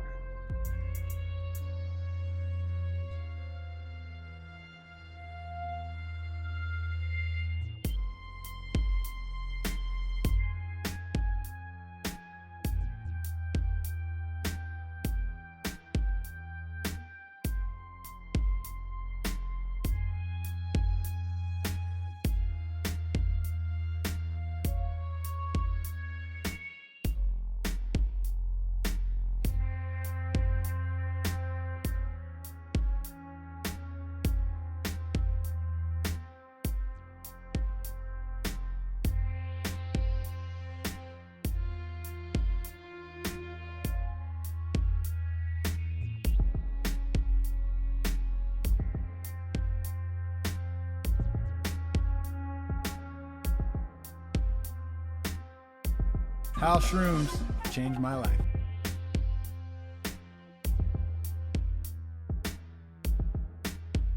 Let's start with a consideration of our ancient ideas about the relation of the individual to the world in terms of fate and free will, because if we actually were aware of all the information that is coming to us through our senses, we would have a very curious sensation, which would bug us because we wouldn't be able to find words for it. If you didn't pay attention to this detail and that detail, but were just simply aware of it all in general, you would get the funny feeling, in the first place, that you were just a puppet, that you were automatically responding to all kinds of physical and social influences around you, and that you couldn't help yourself. You might object to that, or you might alternatively enjoy it. You might get a sensation that you were just floating. You didn't have to do anything. You didn't have to think about any problems. You didn't have to worry about what you ought to do. You would just feel yourself responding. And that would be a very pleasant feeling if you liked it. But on the other hand, depending on your personal constitution, you might feel terribly threatened by it. And you would interpret this sensation as a feeling of unreality.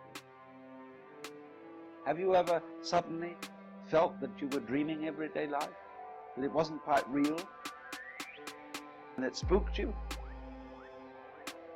So you said, gee, it ought to be happening, see? And I feel I'm going around in a dream. Because occasionally our mind slips. It's like the tuning dial of a radio. It occasionally wanders off and you get another station. And so in the same way, our minds occasionally slip into another way of seeing things.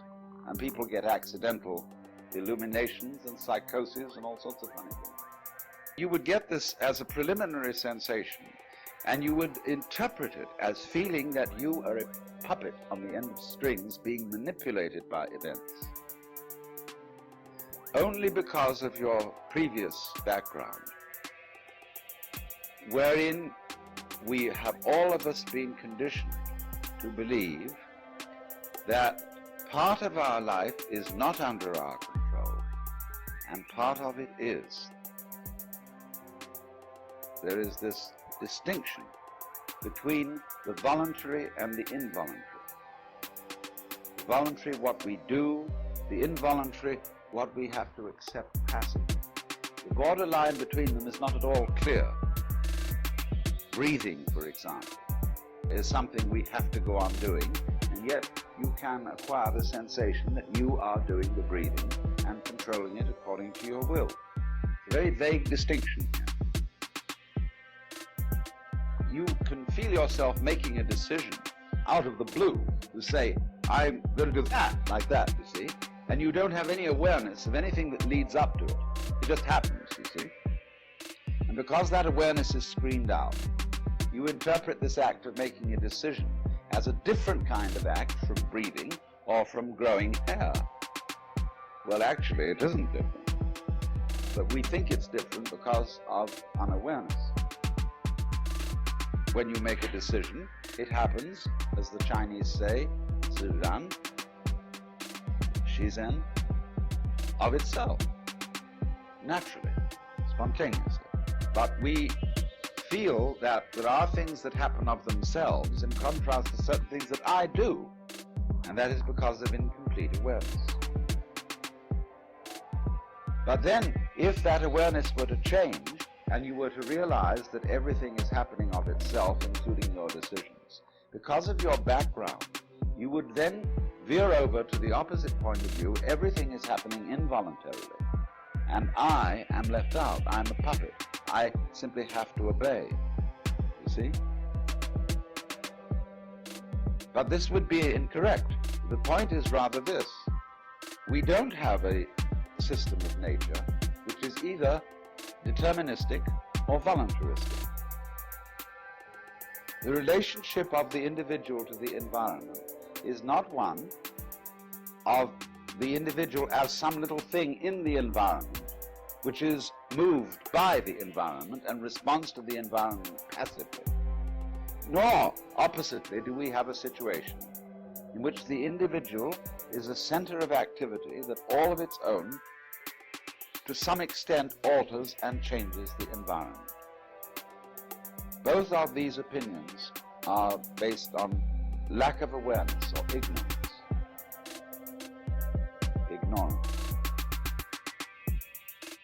That the behavior of the individual and the behavior of the environment are the same process. And you can look at the process from two points of view. You can look at it from the point of view of it's all happening to me, or you can look at it from the point of view, I'm doing it. These are just two poles looking at the same thing. If, for example, you realize that your neurological organization is creating the external world. In other words, there is no such thing as light, weight, heat, color, shape, except in terms of the human nervous system or some other animal nervous system. Then from that point of view, you can see your nervous system as evoking the whole universe. But you can take an opposite point of view, which is equally true, which is that the human nervous system is something in the external world, and is entirely dependent on sun and air and light and temperature and so on and so forth. Both points of view are true, but we have not yet become aware of a logic which can integrate. So when we first come to experience this thing as being so, we tend to interpret it in terms of our old logics and our old ways of thinking. So that one person may say, on feeling this, I feel as if I'm just floating around, passively responding to the operations of nature. And another person going to the opposite extreme will interpret this experience as saying, I suddenly realize I'm God, that I actually govern and control everything that happens. These are two ways of looking at exactly the same thing. The point being, then, that there is just the one process which is equally the behavior of the organism and the behavior of the environment. That you can look at this process from many points of view, define it in many ways, but you can't really split it up. And so the consequence of this is to learn to act and behave in terms of this vision of the world. Not as you're acting upon the world, not as it acting upon you, but as the unfoldment of a process which, as you understand it, you become more intelligent and act more intelligently. Intelligence is a function of the degree to which you realize that your behavior is one with the behavior of the rest of the world. The more you realize that, the more, one would say, you appear to be better in control, although you're not actually controlling. The essential difficulty that lies in the way of most people seeing this is the fixed notion that the world consists of separate things and separate events. As Teilhard de Chardin put it, the only real atom is the universe. The word atom, you see, in Greek is atomos. Non, tomos, cut. The uncut. It's the same idea as in Lao Tzu. The uncarved block is a great symbol of natural. What cannot be further divided? And so de Chardin says it is the universe that is the only real atom. Because if you take anything out of the universe and separate it, you will find it is raveled at all its edges. It is not, in other words, cleanly divisible. But this is something which is left out of our ordinary awareness. Because in our ordinary awareness, we overlook the connections that go between so-called things and so-called events, and make them actually nothing but aspects of one event. It's as if we were looking at everything through a sort of Venetian blind, where intervals are ignored and cut out. Our senses are, of course, as we know, screening devices. The eye responds to a very narrow spectrum of the various forms of light vibrations. We do not see X-rays or cosmic rays. And likewise, our ear responds only to a rather narrow spectrum of sound. We keep screening out. And therefore, not only do we screen with our senses, with the organs of sense, we also screen with our thinking systems, by which we interpret what we sense. It's a further active screen. And so as a result of this, there are gaps. And these gaps are symbolized by the fact that we ignore space. We think that the spaces between each of us as we sit here is nothing at all. It's not important, but actually it's tremendously important. The spaces between people, and space as a marvelous thing in itself, is as important as, for example, the intervals between tones in music. It is the intervals and the hearing of the intervals that enables you to hear melody. And so it is the space between everything, which instead of being something that divides, it joins. But we ignore it and don't see that space, like the diaphragm in the radio. Space is that in which everything happens, and without space, no happening. It's fundamental, but ignored.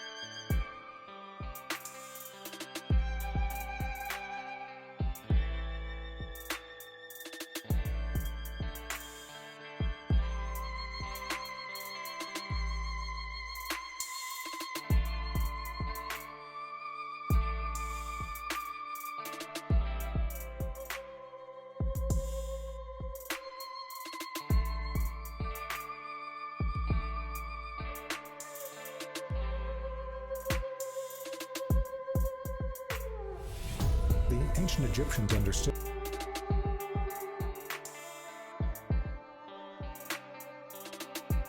We have a certain number of actions that we define as voluntary.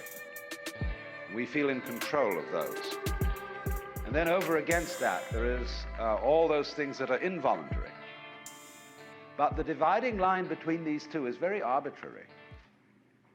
Because, for example, when you move your hand, you feel that you decide whether to open it or to close it.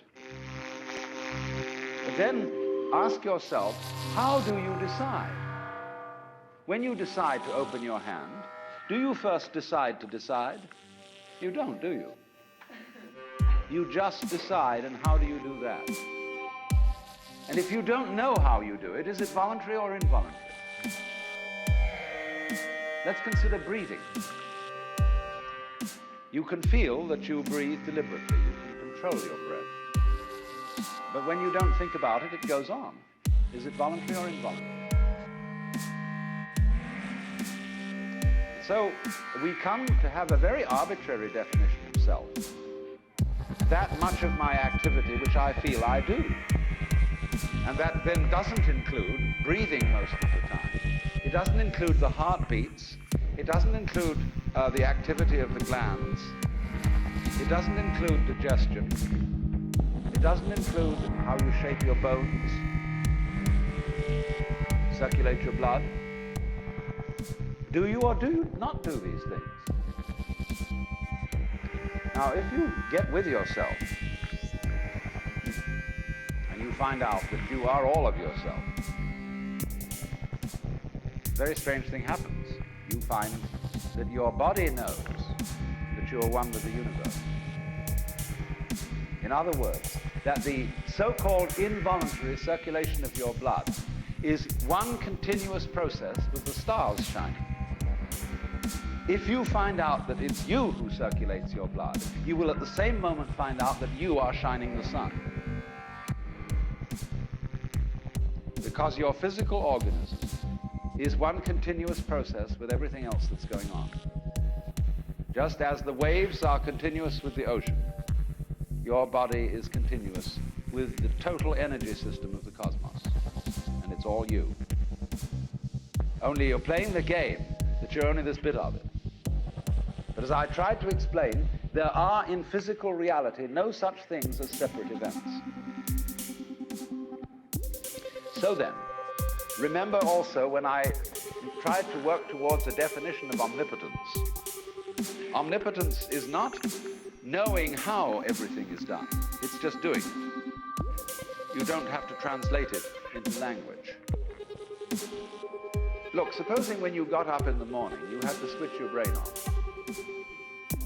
And you had to think and do as a deliberate process, waking up all the circuits that you need for active life during the day. Why, you'd never get done. Because you have to do all those things at once. How can a centipede control 100 legs at once? Because it doesn't think about it. So in the same way, you are unconsciously performing all the various activities of your organism. Only unconsciously isn't a good word, because it sounds sort of dead. Superconsciously would be better. Give it a plus rather than a minus.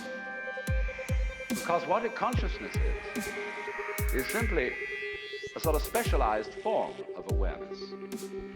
When you look around the room, you are conscious of as much as you can notice. And you see an enormous number of things which you don't notice. If, for example, I look at a girl here and somebody asks me later, what was she wearing? I may not know, although I've seen, because I didn't attend. But I was aware, you see. So then, let me connect this with the problem of birth and death, which puzzles people enormously, of course.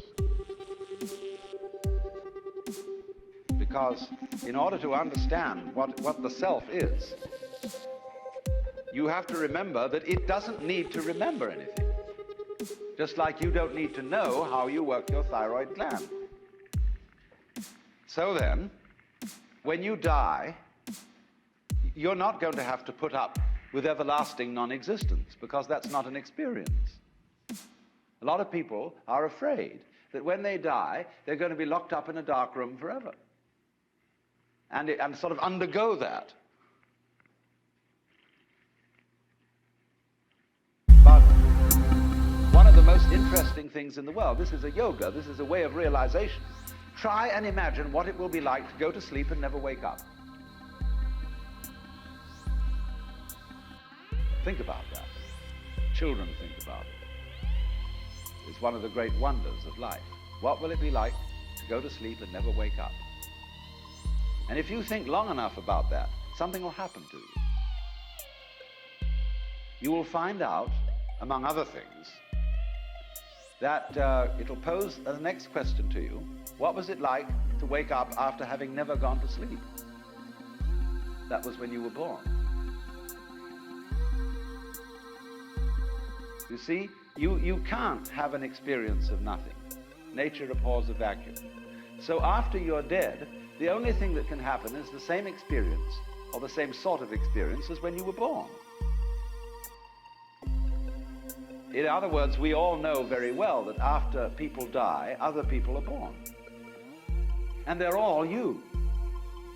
Only you can only experience it one at a time. Everybody is I. You all know you are you. And wheresoever beings exist throughout all galaxies, it doesn't make any difference. You are all of them. And when they come into being, that's you coming into being. You know that very well. Only you don't have to remember the past. In the same way, you don't have to think about how you work your thyroid gland or whatever else it is in your organism. You don't have to know how to shine the sun. You just do it. Like you breathe. Isn't it? Doesn't it really astonish you that you are this fantastically complex thing? And that you're doing all of this and you never had any education in how to do it? You never learned, but you're this miracle? Well, the point is that from a strictly physical, scientific standpoint, this organism is a continuous energy with everything else that's going on. And if I am my foot, I am the sun. Only we've got this little partial view. We've got the idea that no, I'm just something in this body. The ego. That's a joke. The ego is nothing other than the focus of conscious attention. It's like a radar on a ship. The radar on a ship is a troubleshooter. Is there anything in the way? And conscious attention is a designed function of the brain to scan the environment, like a radar does, and note for any trouble-making changes. But if you identify yourself with your troubleshooter, then naturally you define yourself as being in a perpetual state of anxiety. And the moment we cease to identify with the ego and become aware that we are the whole organism, you realize that as the first thing how harmonious it all is. Because your organism is a miracle of harmony.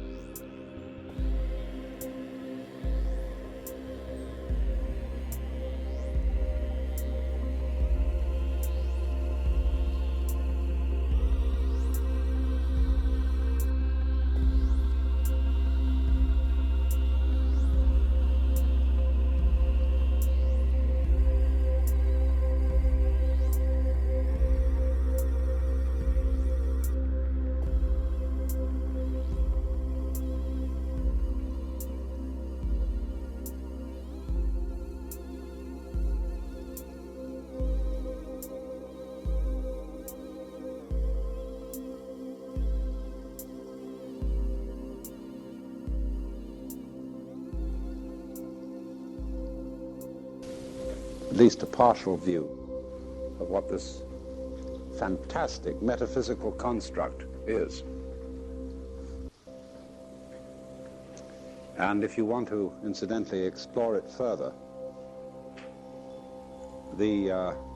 alas, the literature is not too well available, but there is an excellent account of it in the second volume of Feng Yulan's History of Chinese Philosophy. And I think that's the best place to go. There is a book a little book that Suzuki wrote called The Essence of Buddhism, published in London by the Buddhist Society. And that also is an account of it, but it's harder to find. So now, how do we get from where we were to Zen? Well, it goes like this.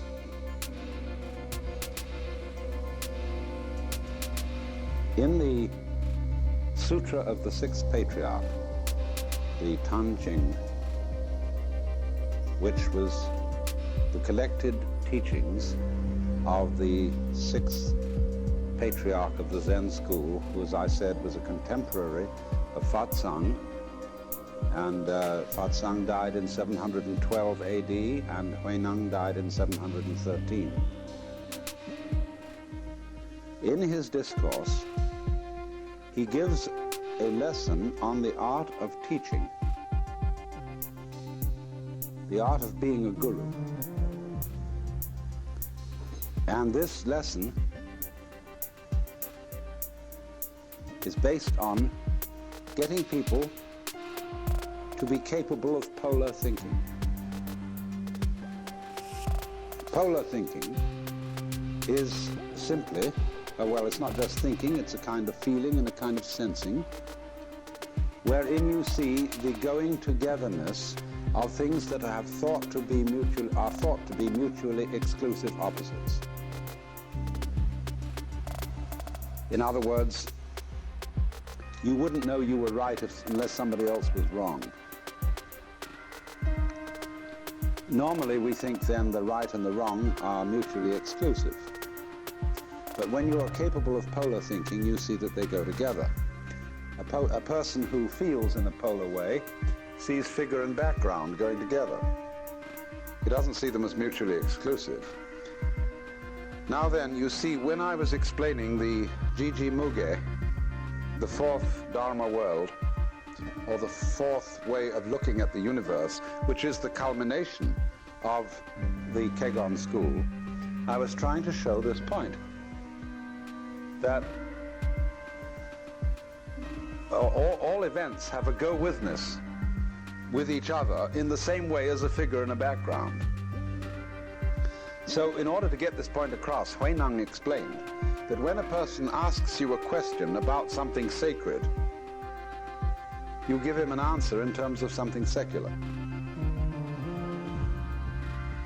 When he asks you about something eternal, you give him an answer in terms of the temporal. When he asks you about something abstract, you give him an answer in terms of the concrete. And so the whole way down the line. So when you read your Zen stories, which are always this apparently delightful nonsense, somebody says, what is the fundamental meaning of Buddhism? And the answer is a dried dung scraper. In Far East, they used not to use toilet paper. They had a stick they used instead. And this is the answer. You see, he has switched completely from the domain of life that is considered philosophical and sacred to one that is considered completely profane and unmentionable. Then on other occasions, it goes the other way. A monk says to the master, they're engaged in cooking, they're peeling potatoes or something. And he says, pass me the knife. The master hands it to him blade first. And the monk says, please give me the other end. The master says, what would you do with the other end? And this immediately has a kind of metaphysical flavor to it. So that he jumps, you see, from the practical question to the metaphysical. But if you ask him the metaphysical, he will always answer in terms of the everyday. And the whole genius of Zen is really this, that it has got a way of religious life and a form of iconography, the form of which is secular. And it has created a whole school of poetry where the deep philosophical matters are never mentioned, except sometimes by way of making a joke. Because what Zen tries to do, ideally, is to be completely cool. To create the religion of no religion, so that you don't notice it's around unless you're in the know.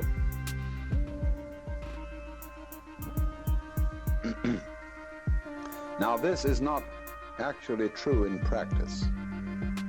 Many people are disturbed when they go to Japan and they walk into Zen temples and find that they have rituals and services such as I've just been playing to you, that they have elaborate Buddha images and people are making bows to them. As a matter of fact, when Professor Houston Smith went to Japan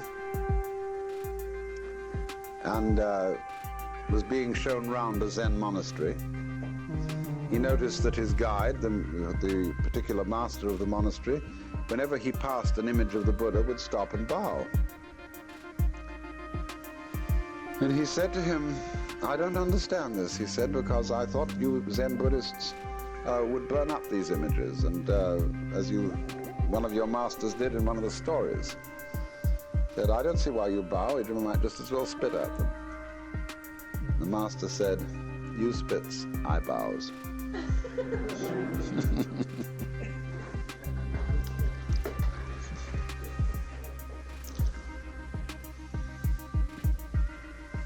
But you see, the thing about all this is about iconoclasm.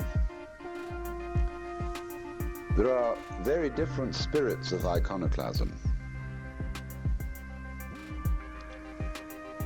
The Puritan iconoclasts who broke down all the images in the English churches hated the images. They thought they were evil and wrong, and so they smashed them ruthlessly. But when a chicken comes out of the eggshell, the eggshell is not something to be deplored. It's certainly something to be broken. But had the shell not existed, the chicken wouldn't have been protected. So in precisely the same way, images, religious ideas, religious symbols exist in order to be constructively and lovingly broken. Because they are like opening a package. If there's no package, you can hardly get the contents, because they'd fall all through your fingers. So something comes to you in a package. That's why packaging is so important and so interesting. Something comes to you in a package. Well, it's like on Christmas Day. Here are all these gorgeous packages with colors and gold and everything, and very often the packages are much better than what's in them. But you then, or everybody proceeds to tear them apart and get what's inside. So from this point of view, the Zen Buddhists regard all ideas about Buddhism, about philosophy, about religion, and so on, as so much packaging. And in order to get at it, you have to get rid of the packaging. So what happens then? When we get to the state I was talking about this morning, where you abandon completely all belief, you abandon every sort of way of hanging on to life.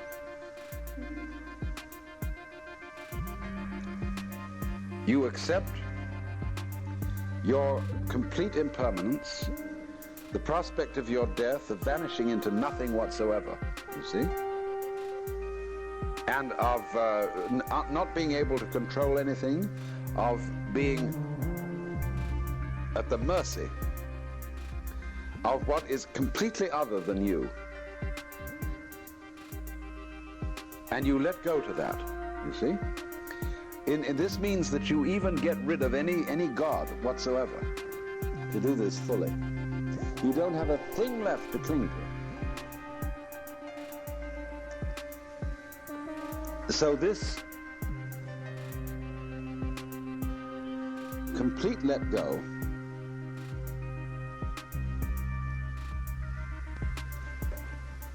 flips.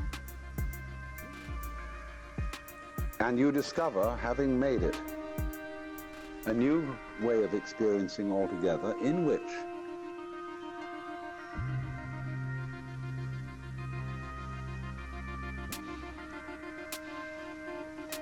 you don't need any God, because you're it. But also, you don't cling to the idea that you're it. In other words, this is why Krishnamurti makes a certain kind of attack on people who are Vedantists and who believe that the human self is ultimately the divine self. He says, why do you believe in that? See, because if you believe in it, you're making it a thing to hang on to. And so, in a way then, you see, all belief in God is lack of faith. Has that ever struck you? You're still clinging. And so long as you're still clinging, you don't have faith, because faith is the state of total let go. So when through some marvelous desperation we get to the state of total let go, And then you see, fantastically, religion, anything like religion, simply disappears. There's no need for it any longer. It's like you've crossed the shore, crossed to the other shore, you don't need the raft. Get off. Leave the raft behind. Now the other shore is actually the same as this one. You know, when you cross the river, when the mountain is in the distance, see, there's the other shore over there. It's kind of different from here. You can sit here and say, it'd be nice to live there, wouldn't it? See a place up there, I just love to live because it looks so good from here.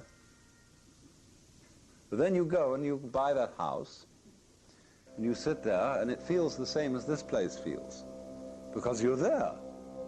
And how things feel are how you are. And you look back across here and say, gee, doesn't that look lovely?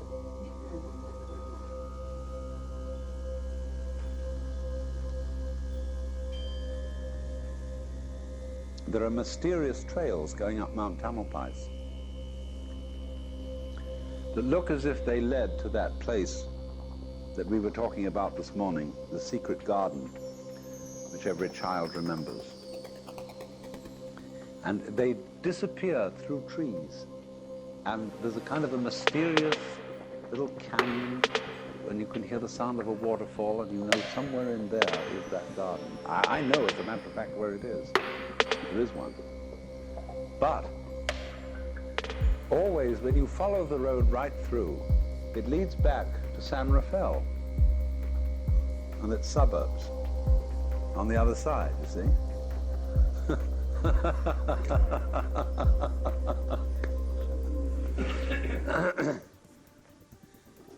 I have been years seeking the ideal place.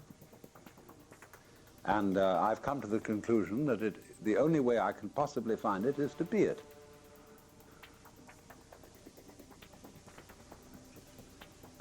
If you can find it in you, then anywhere you go is the ideal place to live. But it's so fascinating, projecting it outside and going on a look for it.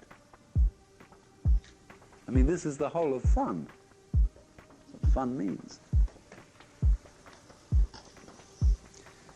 So, when, therefore, religion is abandoned, you are in a dangerous fix,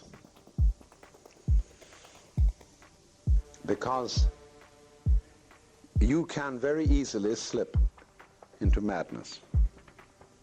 We were talking this morning about a vision.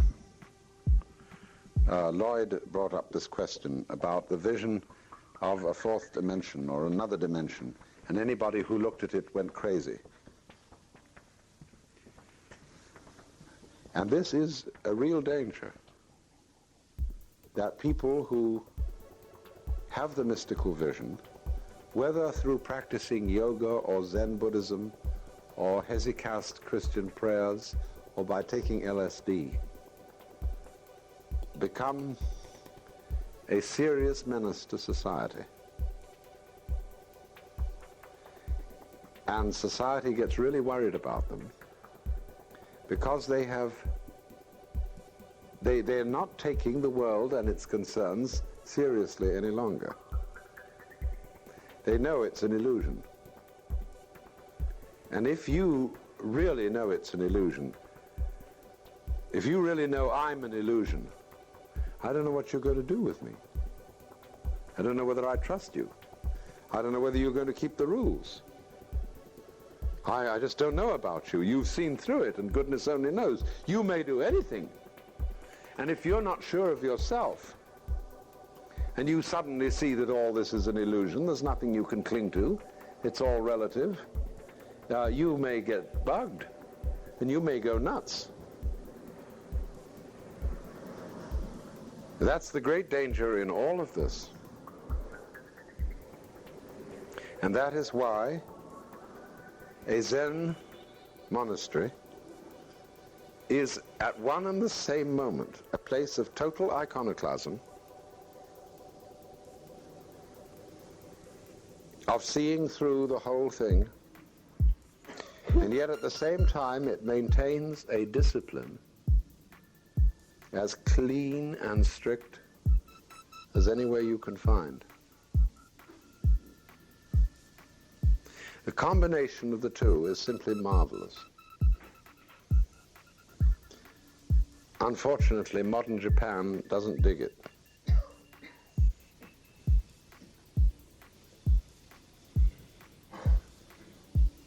But what they've done is they've well recognized that you cannot go into outer space and come back to this world without strict controls. It's exactly the same way when you're skin diving. You go below a certain number of fathoms and you experience weightlessness. Now, a person who's not properly trained at that level will get happy. Now, there's no reason why you shouldn't get happy, provided you keep your wits about you. Nothing matters at all when your weight vanishes, because after all, you don't matter anymore. You have no weight. Nothing is weighty. Nothing is important. And a person may at this point take off his oxygen mask and offer it to a fish. In which case he'll drown, he'll never come back. And if he stays down too long, he enjoys this too much, his oxygen supply will run out and he'll be lost. So he has a watch. And he knows, according to discipline, that at a certain time on this instrument, he's got to come up.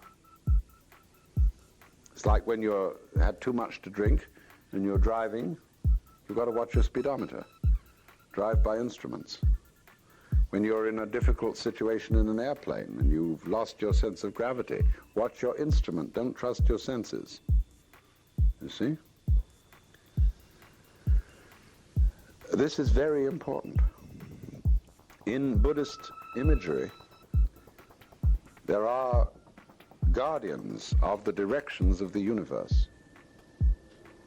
And they are all in the figure of Chinese generals with clubs and swords and very fierce expressions. And they are always put at gates. You know, gates are north, south, east, and west, and here are the guards. They guard the entrances. But what they really guard is the directions, because it's absolutely important that we can agree on our time scale and on our north, south, east, and west, so that I can meet you. If we can't agree about that, we'll miss each other completely. We'll never meet. And if we can't meet, we can't have dinner together. If we can't have dinner together, we can't love each other. So, in the middle of nothingness, which is all this space here, see, which is nothing whatever, there are nevertheless directions. And think what a beautiful thing that is, you see, to set up directions in the middle of nothing. So for this reason, in the religion where anything goes, and anything is allowed, and no holds are barred, there is for that reason precisely a discipline and an order, which is pretty strict. But the spirit of the strictness is different than the spirit of strictness in theistic religions. See, in Buddhism, there's no boss. Ultimate reality is not conceived in the form of authority.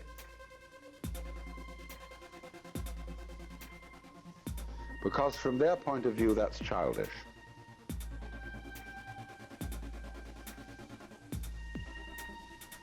You're your own boss, and you're responsible. If you want to belong to a society It's up to you if you want to conform. In other words, one of the interesting things is you can always cease to be a monk without dishonor. In the Christian church, you can't, because you make life vows to get in. You promise forever to be obedient, chaste, and poor. And this is irrevocable, like Christian marriage. But in the Buddhist order, you can leave any time you want. And they say, all right, you've got many other lives ahead of you in which you can be a monk all over again. And if you don't want to do it this round, you don't have to. And we're not mad at you. Just please, if you don't want to undergo this discipline, go somewhere else. And there's no dishonor about that at all. I have a friend in Los Angeles who runs a very fancy restaurant. He was a Buddhist monk for 10 days. It was quite an experience. But that's all right. Okay, you try it. And if you want to stay here, we're very happy to have you. If you don't want to, we just as soon you went around. Because you're not deceiving us, you know. If you stay and you don't really want to, but feel you ought to, you're a nuisance. It's like a person who feels they ought to be unselfish and is therefore always making promises which they're never going to fulfill. It's much better to be frank and tell people what you honestly feel than pretend. So, for this reason then, where there is no religion at all, because everybody's realized that the sky's the limit,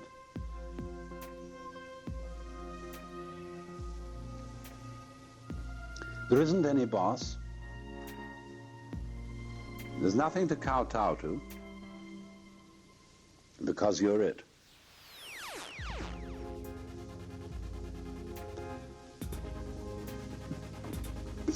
It follows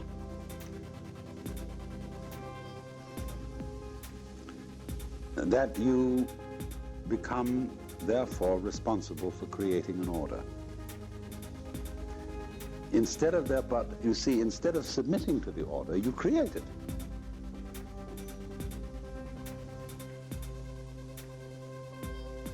Next, you find that you can, having got rid of religion completely, well, now everything becomes religious. That is to say, instead of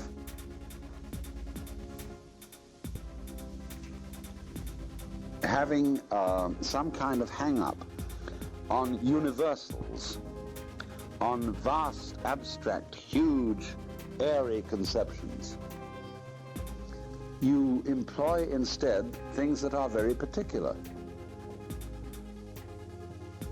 very temporal, because of Gigi Muge.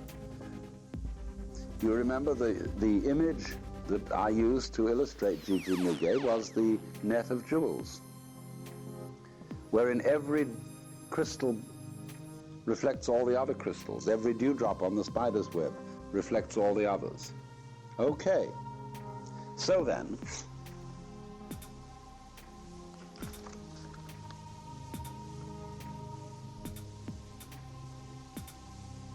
I just happened to pick up this because it happened to be handy. I don't want you to think about fans and Orient and all that sort of thing. But with this, all Buddhism can be taught. All the universe, all sciences, all philosophy can be demonstrated with this. Because this is one of the jewels reflecting all the others. When you pick up a link in a chain, all the other links come up with it. See? So with this. And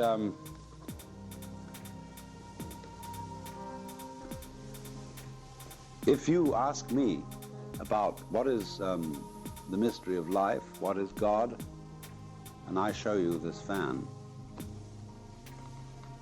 people look at you in a strange way and say, I wonder what he meant by that. Well, the truth of the matter is he didn't mean anything at all. Because this doesn't mean anything.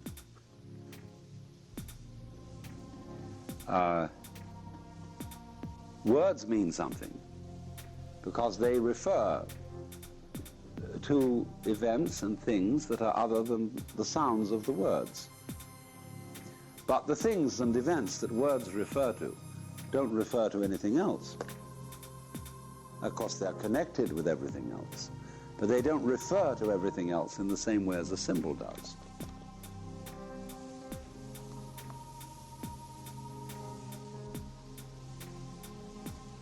So that's why Zen always answers in terms of the completely concrete.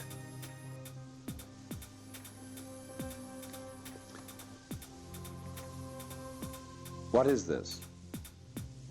Well, fan happens to be a noise, which this isn't. This is what this is. Or alternatively, if you don't want to be hung up on it, it's this. Or this. So, in just the same way, let's consider the advance that Zen makes in the world of art, or the world of painting. I showed you a Tibetan painting this morning, which was extremely elaborate, where every tiny space was filled, and where all of it was obviously religious. It was quite clear that this painting was an icon. Now, Zen people don't like that kind of painting.